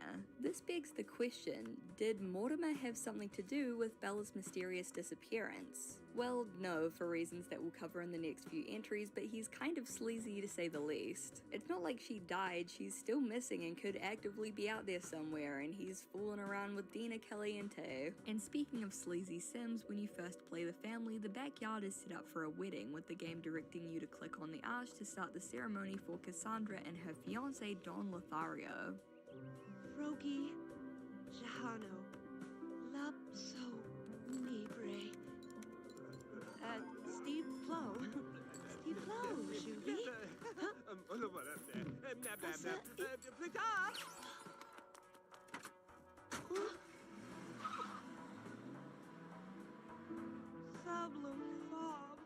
Yeah, Don has commitment issues, and as we'll discuss in the next entry, he's kind of a scumbag. Cassandra isn't the only woman in his life, and whatever you do, it's a lose-lose situation. Go through with the wedding and Cassandra will be left broken-hearted and crushed, or don't go through with the wedding and have to watch Cassandra date a cheater. The combination of Bella's mysterious disappearance, Mortimer's seeming lack of care in his relationship with gold digger Dina, and Cassandra and Don's train wreck of a relationship put the Goths family in the messy tier, which brings us to the Lothario family. Don Lothario's bio in The Sims 2 reads, "So many ladies, so little time. When Don isn't thinking about dating, he's sleeping." The Sims 2 for console, on the other hand, is straight up brutal. What can one say about Don Lothario? Some of his old girlfriends have suggested lecherous lowlife and degenerate scum, but Don prefers the appellation romantically ambitious. Don is a bit of a sleaze and quite the ladies' man, as he's romantically involved with both Nina and Dina Caliente and Kaylin Landerack, a maid who works in Pleasant View, all while being engaged to Cassandra Goth. Even more shocking, delving into Don's memories will reveal that before he had his first kiss with Cassandra, he tried to kiss her mother, Bella, and was rejected. More suspicious yet, the description of the Lothario family reads that Bella was last seen, quote, scaling the deck of his condo, and the last known photo of Bella shows the two stargazing together. Could it be that Don is not only a womanizer, but a murderer? Well, again, no, and we will get to it, but trust me when I say that Don was just a sleazeball in the wrong place at the wrong time. time. I'm putting Don in the dysfunctional category because not only is he a cheater, but he decided that the best course of action after Bella rejected his kiss was to go after her daughter instead. Plain and simple, dude's got issues. Also, he has a giant painting of Bella in his bedroom, which honestly should have been more of a red flag for Cassandra. The Caliente family. You may have noticed that a couple of the last families we've covered so far have one thing in common: the Caliente sisters Nina and Dina, and that's because these girls are basically the chaotic glue that holds all of the drama of Pleasant View together. Obviously, they're both involved with their next door neighbor, Don Lothario, both without each other knowing, which honestly is really impressive considering they both live in the same house. They're also very heavily connected to the Goth family in some pretty suspicious ways. Dina is actually the widow of Michael Batchelor, the brother of Bella Goth. She married him when he was an elder, and the Goths are famously the most wealthy family in Pleasant View. This aligns with her aspiration for wealth and status as a gold digger. After Michael died, she went back on the prowl. When you first play the Caliente family, a pop-up will appear which reads, Dina Caliente's digging for gold and she wants to lay a claim on Mortimer. Don't wait for him to make the big move, be aggressive. As previously discussed, Mortimer and Dina are kind of a thing, and this pop-up reveals that Dina's motives are purely financial. She just can't seem to keep away from the Goths and that massive fortune, so now that Mortimer's wife is out of the picture, she's preparing to strike. But once again, that begs the question, could the Calientes have had something to do with Bella's disappearance? Well, yes actually. See, the Calientes are actually half alien. If the fact that the word alien is literally in their surnames doesn't give it away, then their family tree does. Nina and Dina's grandfather, Nestor Caliente, gave birth to their father after he was impregnated by an alien called Pollination Technician 7. Their life state is officially listed on the Sims wiki as Alien Sim Hybrid. And how did Bella go missing? She was abducted by aliens. Mortimer, the patriarch of the Goth family, has all the money and assets, but there's one thing standing in the way: Bella. Maybe the Calientes called in a little favor with some of their extraterrestrial relatives and got Bella shipped off to Strangetown. All the better while she's stargazing with Don, since it pins all the suspicion onto him. On the official Sims 2 website, an interview with Bella Goth was published where she proposed that the Calientes may have had a different motive. Quote, I think someone sent Dina to town specifically to pull Mortimer away from me. I know he's a genius and his work is important to a lot of people. I couldn't have possibly imagined that trying to create a life elixir that could help everyone would ever push somebody to ruin our marriage. And why take me away from him? Perhaps they thought that I was a distraction and believed that taking me away from the love of my life would make him stop his work. Whatever the case, it's pretty clear that the sisters and their alien ancestry had something to do with Bella's disappearance, and their fixation on the Goth family is nothing but suspicious. Since Bella is missing and not murdered, I can't put them in the bottom tier, so the closest thing I can do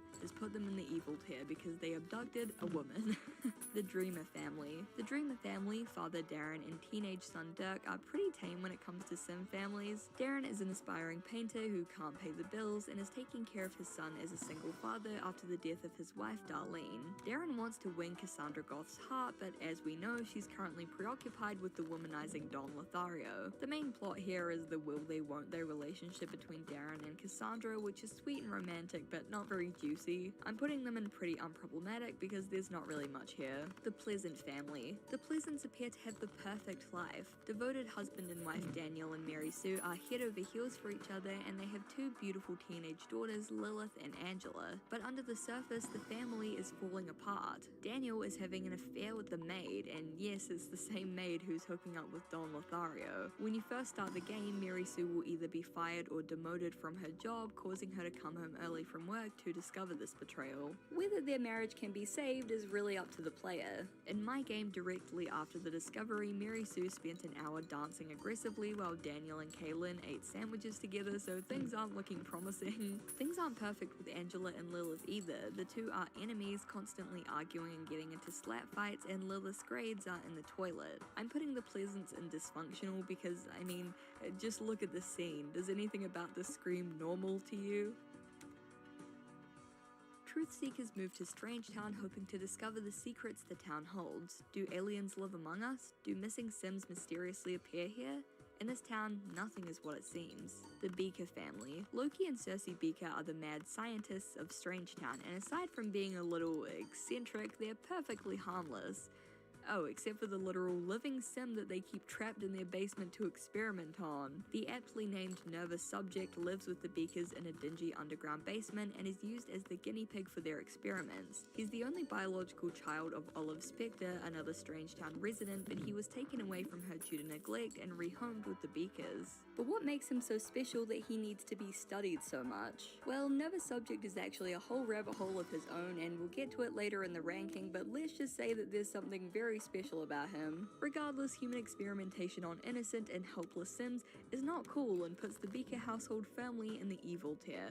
The Curious family. The Curious family is composed of brothers Laszlo, Pascal, and Vidkund, and without sounding weird, they're the impreg family of The Sims 2. When you first start up the game, Pascal has been impregnated by aliens and is about to give birth. The game also prompts you to make Vidkund use the telescope, and if you do, he'll be abducted by aliens and impregnated too. Once the babies are born, the house is absolutely hilarious to play since it's just a bunch of dudes hanging out, cheering whenever they see the baby, and eating pizza while it chills on the kitchen floor. This is the true meaning of guys being dudes.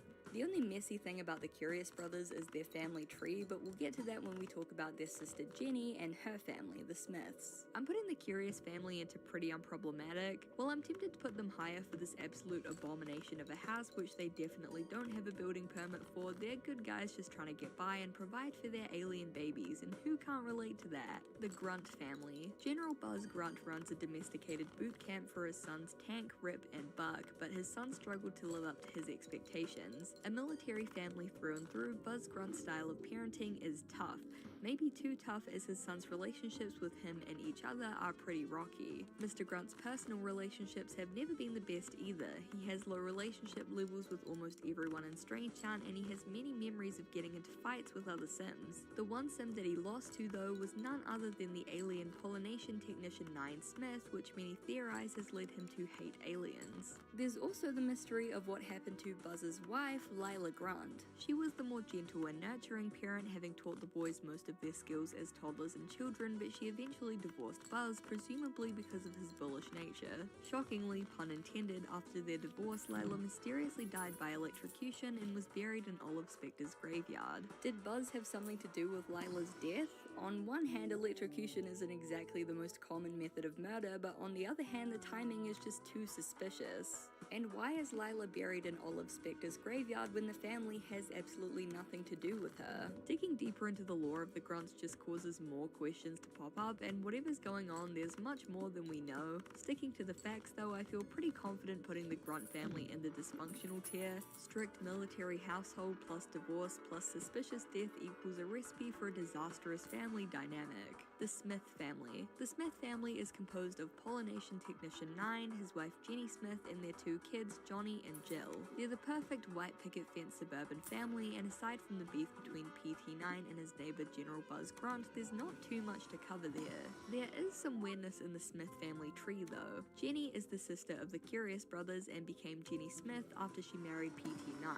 However, pollination technician 9 Smith actually impregnated Jenny's father, Glan Curious, causing him to give birth to 2 girls, Chloe and Lola Single, who, as a side note, are also playable in Strangetown. Super messy and kind of weird. I know alien pregnancies aren't like regular Sim relationships where there's woohoo involved, it's more of a probing situation, but still, you married the guy that impregnated your dad. It's a little too in the family, and for that reason the Smiths are going in the messy tier. The Spectre family. Now we come to the Spectre family, and messy doesn't even begin to describe it. Olive Spectre lives with her teenage niece Ophelia at 13 Dead End Lane, an appropriate name given the huge graveyard that lays at the back of the property. See, Olive has a long history of ex-lovers who have died. Her fiancé Early Demise left her at the altar and died soon after, and his brother Tim Lee Demise is also buried in her graveyard. Next was her first husband, Rigor Mortis, who died in a fire, her second husband, Euthanasia, who also died in a fire, and her third and final husband, Ichabod Spectre, who died from old age. There are many other Sims buried on the lot, including Lila Grunt, both of Ophelia's parents, and various townies and NPCs. Olive's bio reads, quote, "Olive will stop at nothing to get what she wants. She spends her time collecting mushrooms, sharpening sticks, and excavating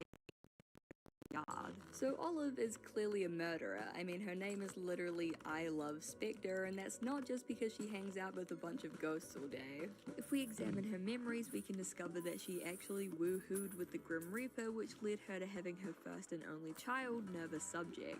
The reason why the mad scientist Beakers are so interested in Nervous is because he's half Reaper. There are many different theories behind Olive and her graveyard. A more forgiving theory suggests that after losing so many loved ones, she did the deed with Old Grim as a sort of pact to stop him from taking anyone else. However, the more common theory is that she's simply a murderer with a fascination for the dark and disturbing, thus explaining her infatuation and subsequent one-night stand with the Grim Reaper. Her pastimes of sharpening sticks and excavating her yard, as noted in her bio, seems to point towards a more nefarious explanation. Olive is going in the murderer tier for obvious reasons. Sorry for any Olive apologists out there, or apologists. Sorry.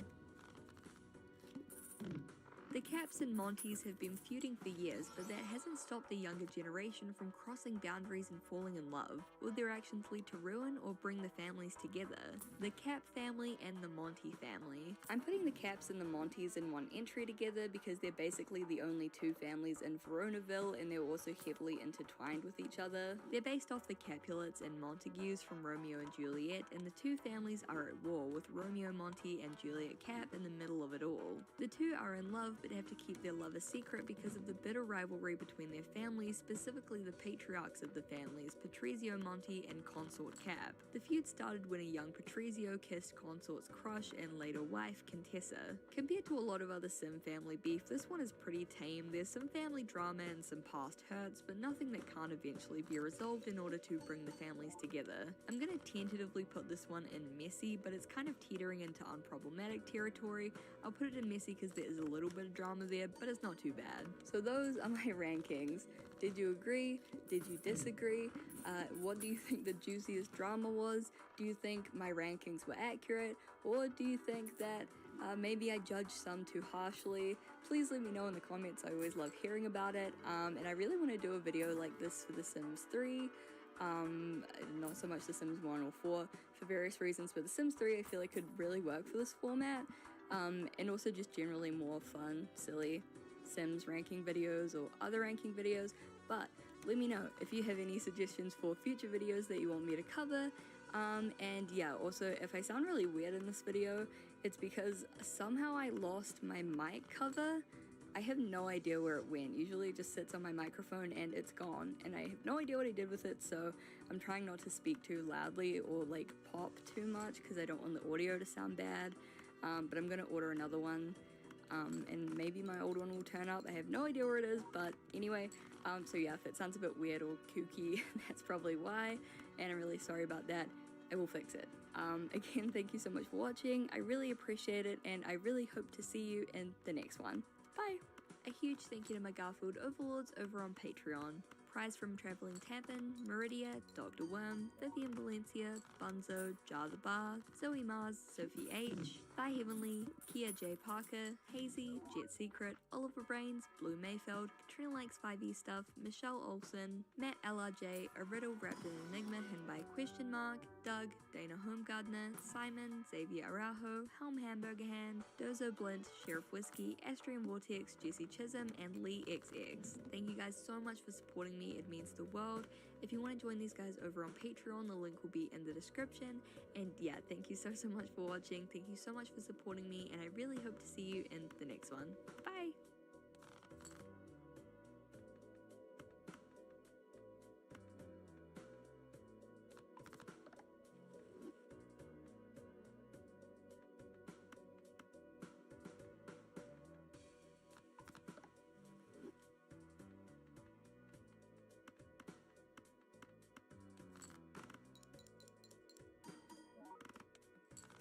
Okay, so it's no secret that The Sims has a lot of expansions. Ever since the first Sims game was released in early 2000, EA has been pumping out DLC pack after DLC pack, everything from pets and seasons to time travel and supernatural creatures. These expansions have always been contentious, whether the Sims community are arguing over which one is best, criticizing their content, or just condemning packs in general for being overpriced money grabs. They always seem to be in the spotlight. And with The Sims being the hell franchise that but it is, that's often for good reason. From buggy and unplayable messes to weird brand tie-ins, there's a lot of terrible packs. But on the other side of the coin, or rather the simoleon, there are a ton of amazing expansion packs that build on everything great about The Sims and introduce tons of great new features. The fact that The Sims can actually be a pretty great game is often lost in discussions about the poor quality of the franchise, so today I'm here to offer a more balanced perspective. We're gonna take some of the best, some of the worst, and some of the most expansions and stuff packs from throughout the years and go over what makes them so great or so terrible. But if I were ranking cool and epic sponsors, Mistplay would be at the top of my list. Mistplay is a loyalty app for us gamers out there, us XP grinders, those who would rather ride the battle bus than the bus to work. Those of us who cut our finger and say, I think I just lost some HP. I'm sorry. Whether you're looking for a little help covering your Spotify subscription, your daily coffee, or even a cheeky Fortnite battle pass, with Mistplay you can earn rewards simply by discovering and playing mobile games. Find tons of new favorites. Casual, adventure, card, puzzle, word, strategy games, and more await you on Mistplay, and the more you play, the more you'll earn. You can redeem your points for gift cards from your favorite brands like Amazon, Walmart, Xbox, PlayStation, and more. Over 100 million in gift cards has already been redeemed on Mistplay just from chilling out and playing some cool new games. If you're a mobile gamer or have been wanting to get into it, Mistplay is the perfect way to get your brain working, chill out after a long day, or just relax and vibe, all while earning points that you can put towards amazing rewards.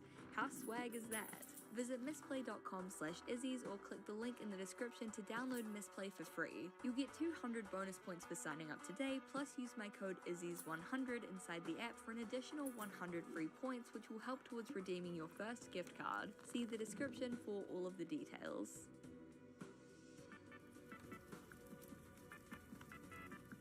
It's easy to fondly look back at The Sims 3 with rose-tinted glasses and think about how fantastic and amazing and flawless it was, but more and more people tend to forget that the third installment of the game had its fair share of duds. And there is no better example of this than the candy-coated, glitter-dusted nightmare that was Katy Perry's Sweet Treats. Released in 2012, it was the 6th stuff pack for The Sims 3, but the lack of any clear stuff pack label on the packaging led many to believe that this was an entire expansion or even a spin-off game. Despite hilariously claiming to be quote-unquote packed with more stuff than you have ever seen, in reality it was a pretty lackluster stuff pack, with a meager 5 tops, 4 bottoms, 14 outfits, 5 hairstyles, and a whopping 1 single outfit for male Sims. If this isn't proof that men are oppressed in society, I don't know what else is. This game was released during Katy Perry's teenage dream era, when she was going for the whole California Girls Rainbow Candyland acid trip aesthetic, and boy does it show in these outfits. Most of them are just taken straight from various music videos, photo shoots, and performances, like this big bedazzled candy dress, the iconic cupcake bra, and this mysterious lollipop shirt that one of her background dancers was wearing. I was gonna spend a whole section here ranting about this horrible gumball dress which looks like a 5-year-old drew it, but then I looked up the real dress and it just looks like that.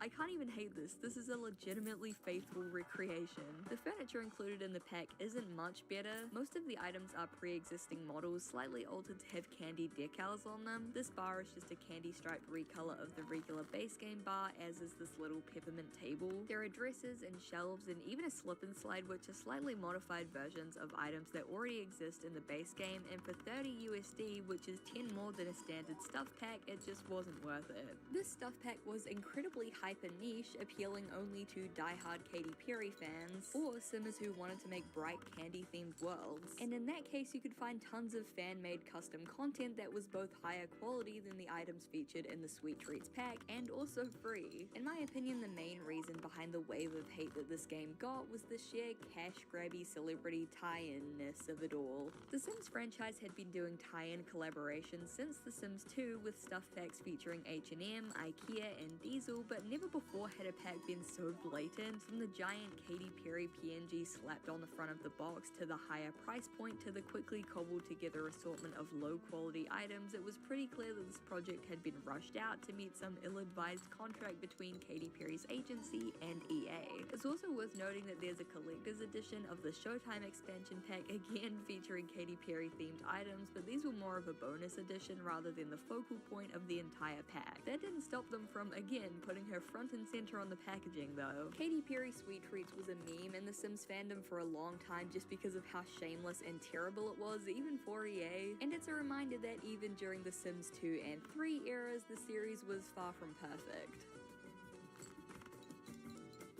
The Sims 2 apartment life harkens back to a time when the franchise was more edgy and gritty. None of the chic luxury penthouse business from The Sims 3 Late Night, and none of these clean, modern living solutions introduced in The Sims 4 City Living. Unlike those expansions, the horrors and thrills of apartment living was depicted in all of its glory in The Sims 2 apartment life. Having to bang on the wall because your noisy neighbors are up at 3 AM again, only being able to afford terrible, cramped apartments in the worst part of town, and having to maintain a good relationship with your roommates lest they move out. While in real life it could be a pain, apartment living in The Sims 2 was incredibly entertaining and a great example of how The Sims 2 was a lot more willing to put Sims in uncomfortable situations to hilarious effects. Also, this expansion literally added class as a feature to the game. That's not a joke. Every lot would now have a class ranking from high to low, calculated by how expensive the building and furniture were, how messy it was, and the values of the surrounding lots. New social classes for Sims were also added, with socialite and techie Sims living in high-class lots and gearheads, quote-unquote, living in the low-class lots. From what I looked up, a gearhead is like someone who's really interested in like mechanical things and technology, but the Sims in this expansion dress kind of like steampunk and goth, and the name just makes it sound like it's related to drugs, so what a gearhead actually is in The Sims 2 kind of remains a mystery to me. Either way, it's hilarious to me that EA added wealth inequality and class division to the game as fun new features. Next up, the wage gap. All around, this is one of my favorite Sims expansions of any of the games. Not only does it add a wealth, pun intended, of new features, a hip new town, and the ability to live in all kinds of shared living situations, but it's also just super nostalgic for me. I have vivid memories of going to the store and getting to pick out any expansion I wanted, and the possibilities felt truly endless. The bright blue packaging and its promises of apartment living called to me, and I still remember the excitement of waiting for it to install, truly on the edge of my seat with excitement. I also had my first gay Sims experience TM in this game, which I'm sure a lot of people who have played The Sims can relate to. She was a good witch and she fell in love with an evil witch because love knows no bounds. Yeah, also witches were a thing in this game and they were great. Speaking of Sims expansions that are memorable to me, I'll always remember The Sims 4 Get to Work, and not in a good way. For the longest time, the Sims community had been asking for rabbit holes to be fully playable. For context, in The Sims, rabbit holes are basically locations like work and school that your Sim disappears into and you can't see what's going on inside these buildings or play your Sim while they're inside. As a kid, I thought that rabbit holes was stupid and restricting, but now that I'm older, I understand that they're a necessity to a smooth gameplay loop, and the reason I understand that is because The Sims 4 Get to Work. The expansion promised 3 new fully playable careers and no rabbit holes. For the first time ever, you could actively control your Sim while they were at work, and 3 careers: doctor, detective, and scientist. It also allowed Sims to open up their own retail businesses, a feature adapted from The Sims 2 Open for Business. Though I had been disappointed in the launch for The Sims 4, this kind of renewed my hope for the series. Playable careers and explorable rabbit holes were features that the community had been asking for a long time, so for a minute there I really thought that The Sims 4 was gonna kind of wrangle itself back into shape and become the game that Sim has always dreamed of. What we got instead was far from a dream. The jobs are often repetitive, especially once you've leveled up to the highest rank and have no more progress to make, at which point it genuinely just becomes a 9-to-5 slog, and I'm pretty sure that's what most Sims players are playing the game to get away from. Sims are only at work for a set period of hours each day, and that allotted time generally isn't enough to get all of their tasks done, especially tasks that require a lot of traveling or walking around. And with this being The Sims 4, there are issues aplenty. The detective career is widely considered the hardest and most unpleasant career due to the fact that the clues you gather often don't even match the perpetrator of the crime, making it kind of a shot in the dark as to who to pin as your suspect. Sick Sims often bug out and show the wrong symptoms at the hospital or no symptoms at all, and additionally, despite the fact that the hospital is now a playable area, you can't actually go there if your sim is sick or pregnant. The only non-problematic career is the scientist, generally considered to be the most fun, but even its charms wear off after a while. The reason that work and school were relegated to rabbit holes in the previous games is because it's basically a full-time job keeping your sim clean, fed, and not on fire, so it's exhausting and grindy having to actually go to your sim's chosen profession every day, queuing up task after task, making sure all of the work is done, hitting deadlines and career targets, and then going home and having to cook and clean and oh god, I'm just describing real life now. The Sims 4 Get to Work is proof that there are indeed limits on how life like a life simulator should be, and dragging your sorry ass to your 9 to 5 every day is just a little bit too realistic. The Sims 3 Island Paradise is actually one of my favorite expansions of all time, which I know is a weird way to preface an entry that I said was not great, and if it wasn't for my personal affinity for this expansion, I probably would have put it in hell tier, because Island Paradise is broken.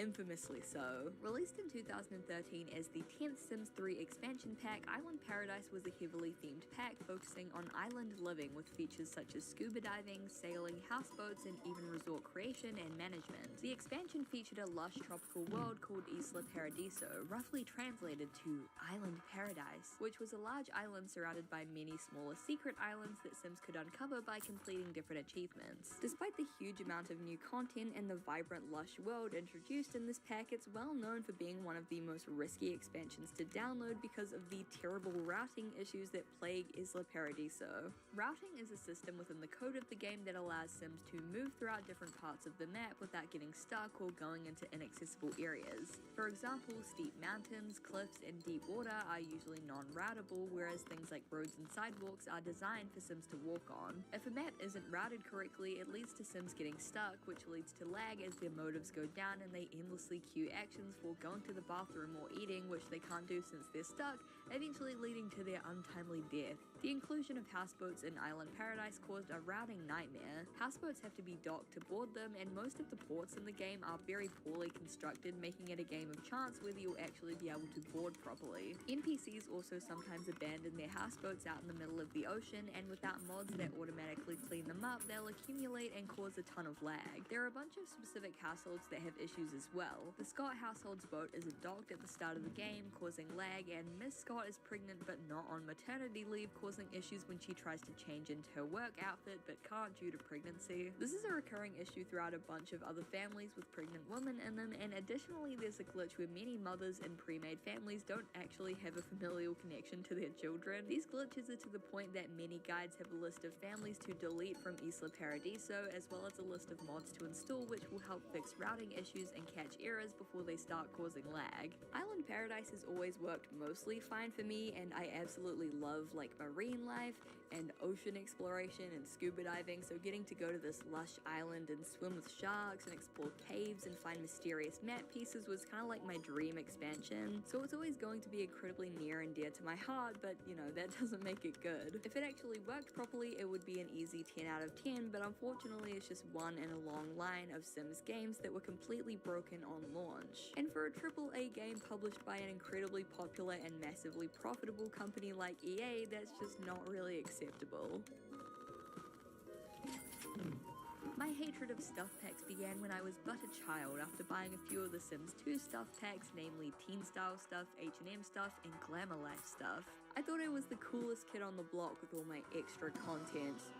And then I found out about custom content and I felt like the biggest idiot on the planet. Little did I know that on the internet there were thousands and thousands of items of hair, clothing, accessories, furniture, and game modifications that I could have downloaded for free. Content that was generally quite a lot higher quality than the stuff included in those packs, which I usually paid about $20 to $30 for, by the way. And then there are the shameless brand tie-in packs. I had the Sims 2 H&M stuff despite the fact that we didn't have H&M in New Zealand back back then and I had no idea what it was, and there was also IKEA home stuff. The Sims 3 had, of course, Katy Perry sweet treats as well as Diesel stuff, and The Sims 4 had Machino stuff. Machino? I never know how to pronounce that. And speaking of The Sims 4, well, the situation with packs in The Sims 4 is a little bit convoluted, to say the least. Whereas in previous installments there were 2 types of packs, stuff packs and expansion packs, in The Sims 4 there are 4 different types of packs. Expansions, game packs, which are like expansion packs but smaller, stuff packs, and game kits, which are like stuff packs but only include a few items. There are over 70 packs of DLC for The Sims 4, which is an appalling amount for any franchise and likely the reason why the base game recently went free to play. There are so many packs you need to buy just to get a basic fleshed out game experience that it's basically pay to play. And then of course there's the needless segmenting of content into ridiculous packs like bowling night stuff, home chef hustle stuff, bust the dust kit, which was based entirely around vacuuming, bathroom clutter kit, and of course Star Wars Journey to Batuu, which we'll get into later. The Sims as a franchise has always been accused of putting basic features behind paywalls, but only in The Sims 4 have so many basic features been cut from the base game to be included in endless additional DLC packs, to the point where the base game has been made free to play for the first time in Sims history. It definitely doesn't give me hope for The Sims 5, that's for sure. The thrills and spills of college living, pranking nerds, keg stands, and unforgettable cheerleader ex-jock romances. You know, at least that's what I've picked up from a bunch of American college movies. I'm assuming those are realistic portrayals.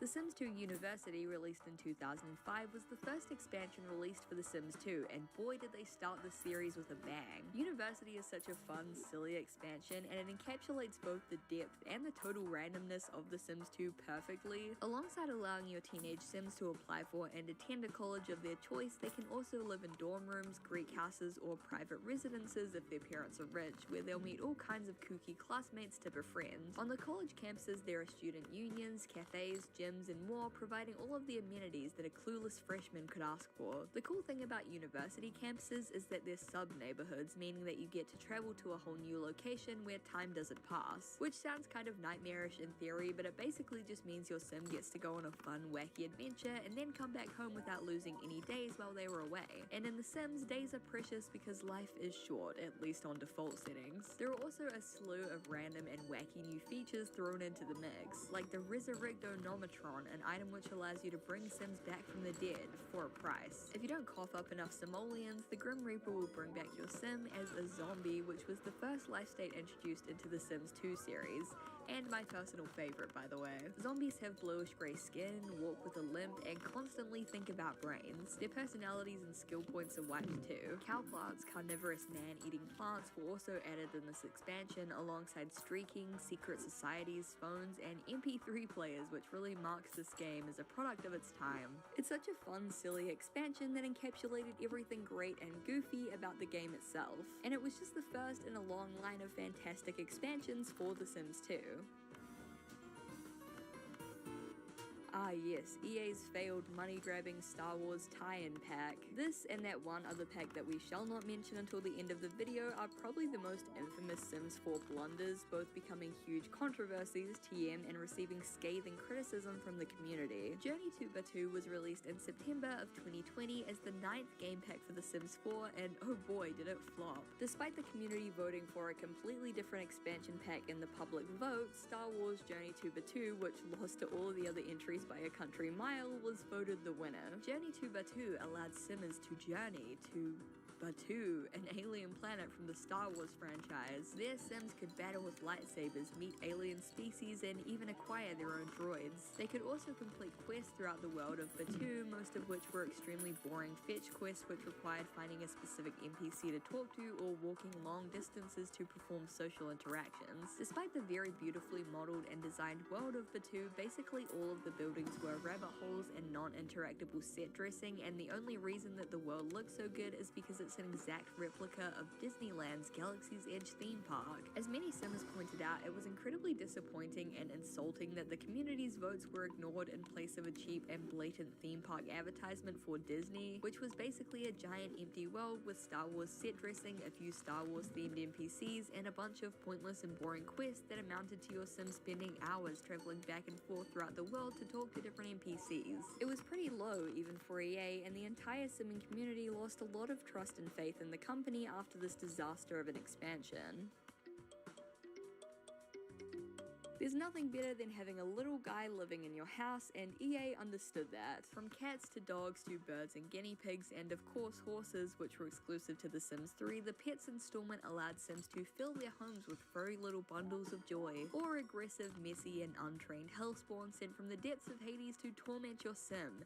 Take your pick. The Sims Unleashed was the first Sims game to introduce the concept of pets, allowing you to adopt all kinds of cute critters to train, dress up, and love. The Sims 2 Pets expanded on this concept, introducing many different breeds of felines and canines, as well as in-depth customization, so you could replicate your real-life pets or just make strange and bizarre Frankenstein creations. One of my favorite parts of The Sims 2 Pets as a kid were wolves. Occasionally you could encounter a specific wolf called the leader of the pack who had glowing yellow eyes and could turn your Sim into a werewolf, and the Sims 2 werewolves were genuinely freaky looking and far more iconic than any of the other werewolf designs they would come up with for future installments, at least in my opinion. Maybe that's a controversial one, I don't know, sound off in the comments. The Sims 3 Pets once again expanded this concept. This time you could control and play as your pets, running, jumping, frolicking, and destroying your way through town. Dogs and cats could learn the hunting skill, and hilariously on the wiki next to the section about pet skills is a note that reads, if The Sims 3 Ambitions is installed, stalking prey outside will increase the chance of a cat or dog being hit by a meteor. Ah, The Sims. Never change. Horses were a brand new addition to The Sims 3. Horses could learn the racing and jumping skills, and Sims could learn the horse riding skill. You could go to the horse riding park or set up your own riding courses at home with all kinds of jumps and features before taking your horse to competitions, because by gum, he's gonna be the next Far Lap, I tell you what. Rest in peace, Timaru icon. Of course, cats, dogs, and horses could also breed, meaning that yes, you can cuddle with kittens, puppies, and foals to your heart's content. Unfortunately, The Sims 4 kind of broke this winning pets expansion streak when they infamously released My First Pet Stuff, which was an expansion for an expansion. It was a whole debacle, and it's generally considered a huge step back from the previous 3 entries. They also released their pet pack without horses, and then later released a separate pack for horses, again an example of features that were previously included in one expansion being divided up into a bunch of smaller and objectively worse packs. Still, the Pets expansion is an absolute classic staple in the series, and it goes to show that sometimes the simple things are the best. Cute animals plus The Sims equals a happy player base. The maths doesn't lie. Or actually, maybe it does, I don't know, I'm not good at maths.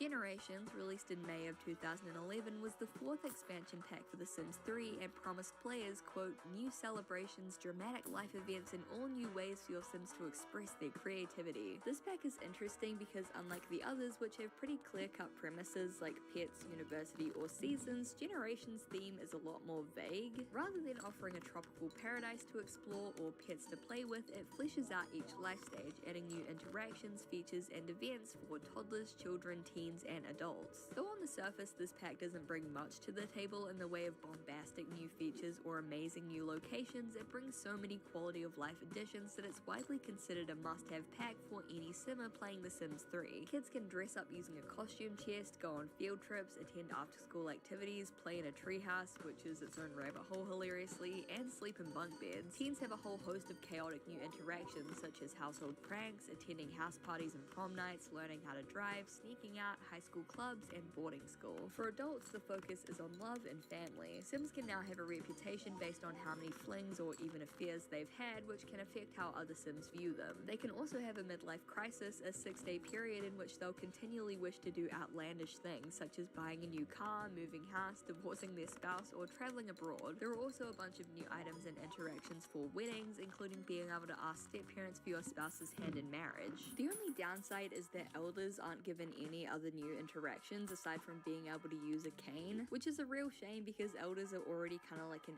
life stage, and this pack would have been perfect to give them a ton of new interactions. Being able to move to a retirement home, shuffleboard and bingo skills, mobility aids, and even being able to add Sims or, for the extra drama, remove them from your will. All this and more could have been possible and it would have been really fun, but alas, it was not to be. Still, all of the additions already in the game are fantastic. It makes every life stage feel thought out and fun to play through with unique experiences and interactions that really make it feel like your sim is going through the motions and having those life experiences throughout each generation.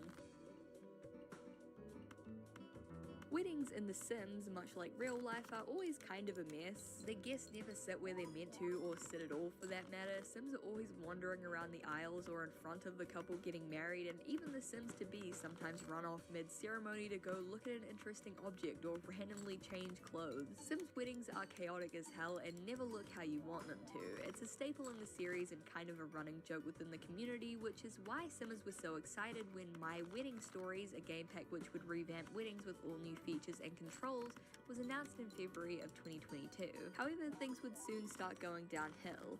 And by soon I mean literally the next day, when the Sims team made a blog post titled Our Commitment to You. The blog post addressed the two Sims featured on the box art and in trailers for the pack, a lesbian couple called Dominique and Camille. Quote, "As we moved through our development and brand storytelling process, we became aware that the way we wanted to tell Cam and Dom's story would not be something we could freely share around the world. We are steadfast in upholding that commitment by shining a light on and celebrating stories like Dom and Cam, so we have made the decision to forego the release of My Wedding Stories, where our storytelling would be subject to changes because of federal laws. Regrettably, this means that members of the Sims community in Russia will not be able to purchase this game pack." While many in the community stood by EA's decision, others were incensed by it, and the hashtag Weddings for Russia was spammed at the developers on Twitter as well as in the chat of the developer live streams. And all of this outrage actually worked. The day before the game was set to release, EA posted another announcement stating that the pack in fact would be releasing in Russia after all, but would be delayed by another week. It was never explained how or why this decision was reversed, but one can only assume the immense pressure from the community as well as several large and prominent Sims fan sites became too much. But that was far from the end of the drama that was Wedding Stories, because then the pack actually released to a terrible reception. A pun intended. From the cake continually spoiling mid-ceremony, to guests wearing casual outfits, to issues choosing ring bearers, officiants, and flower pals, to married Sims getting caught in an endless loop during their vows, to once again guests not sitting down for the ceremony, which, remember, was one of the big issues this pack was created to address. The worst part is that the pack had been this way for quite some time. Many popular Sims creators, including Plumbella, Lil Simsy, and Carl's Sims Guide, had been very vocal about the bugginess of the pack when they received their early access copies, and it didn't look like very much had changed for the full release. Additionally, modders discovered some unused code for the game which added new moodlets and the ability for pets to be ring bearers, suggesting that content was cut from the pack to rush it out for a Valentine's Day release, as February 17th was the original intended launch date. Though a large bug patch was later released to fix the many issues in the heavily broken game, it was too little too late. By this time, many in the Sims community had grown frustrated with the constant cycle of unfinished, broken, or rushed out packs, and this was the final straw. EA never apologized or even addressed how blatantly broken this full price pack was, so many Simmers still harbor a lot of resentment towards a franchise and a company that they once used to love. I know we ended on kind of a downer there, but I think it's important to acknowledge the multifacetedness that is the Sims series. Are there some absolute flops? Yes. Have most of those flops occurred post-Sims 4? Yes. But the series has some fantastic entries, some expansion packs that really do expand and open up the world of The Sims, and I hope that this video shone a light on both the good and the bad of the series. Thank you guys so much for watching, I really appreciate it. As always, had a blast talking about The Sims. I know, sorry, I've been talking about The Sims a lot lately, it's very like self-indulgent, because I just really like talking about The Sims, but yeah, hopefully you enjoyed it, hopefully it's not too much. I definitely have other Sims videos planned for the future, but I'll try to space them out so it's not just like Sims mania. Either way, thank you so much for watching and I really appreciate it. If you have any suggestions, be they sim-based or other suggestions for videos you want to see, definitely let me know. And yeah, thank you for watching and I really hope to see you in the next one. Bye! A huge thank you to my Garfield overlords over on Patreon: Sheriff Whiskey, Xavier Arajo, Jiffy the Punk, Grip Gunderson, Bunzo, Sophie H, Simon, Katrina Likes 5e Stuff, Oliver Brains, Thy Heavenly, Dozo Blint, Hazy, Zoe Mars, Matt LRJ, Michelle Olsen, A Riddle Wrapped in Enigma hidden by a question mark, Astrian Vortex, Joe Bradshaw, Jar the Bar, Vivian Valencia, Jet Secret, Helm Hamburger Hand, Chicory, Dana Homegardener, Jesse Chisholm, Lee XX, Blue Mayfeld, and Doug. If you want to join these guys over on Patreon, the link will be in the description. And yeah, thank you guys so much for supporting me. Thank you for watching the video, and I really hope to see you in the next one. Bye!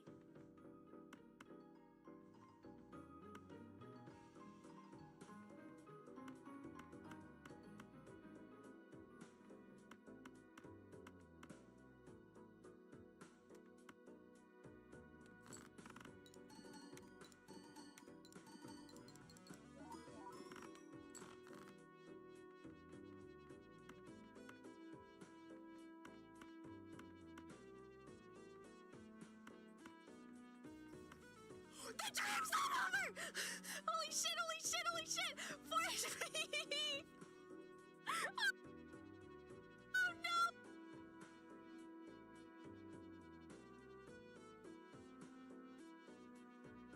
This video is sponsored by Squarespace. The Sims, the game that started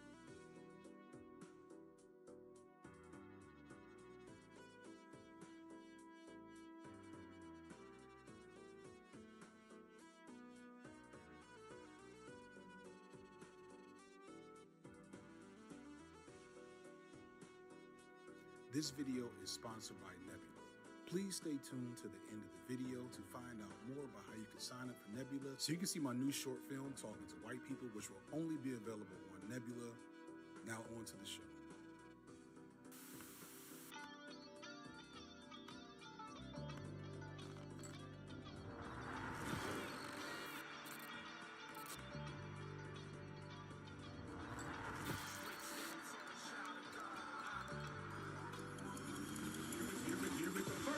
On this flag is red for a reason. It's the blood that makes you African, so I would never mistreat a mixed race African. Herbert Clark and Amos Wilson and some of those names I haven't heard up until I started engaging more of these politics that were to the left, that were more African centered. Them hoteps. Oh.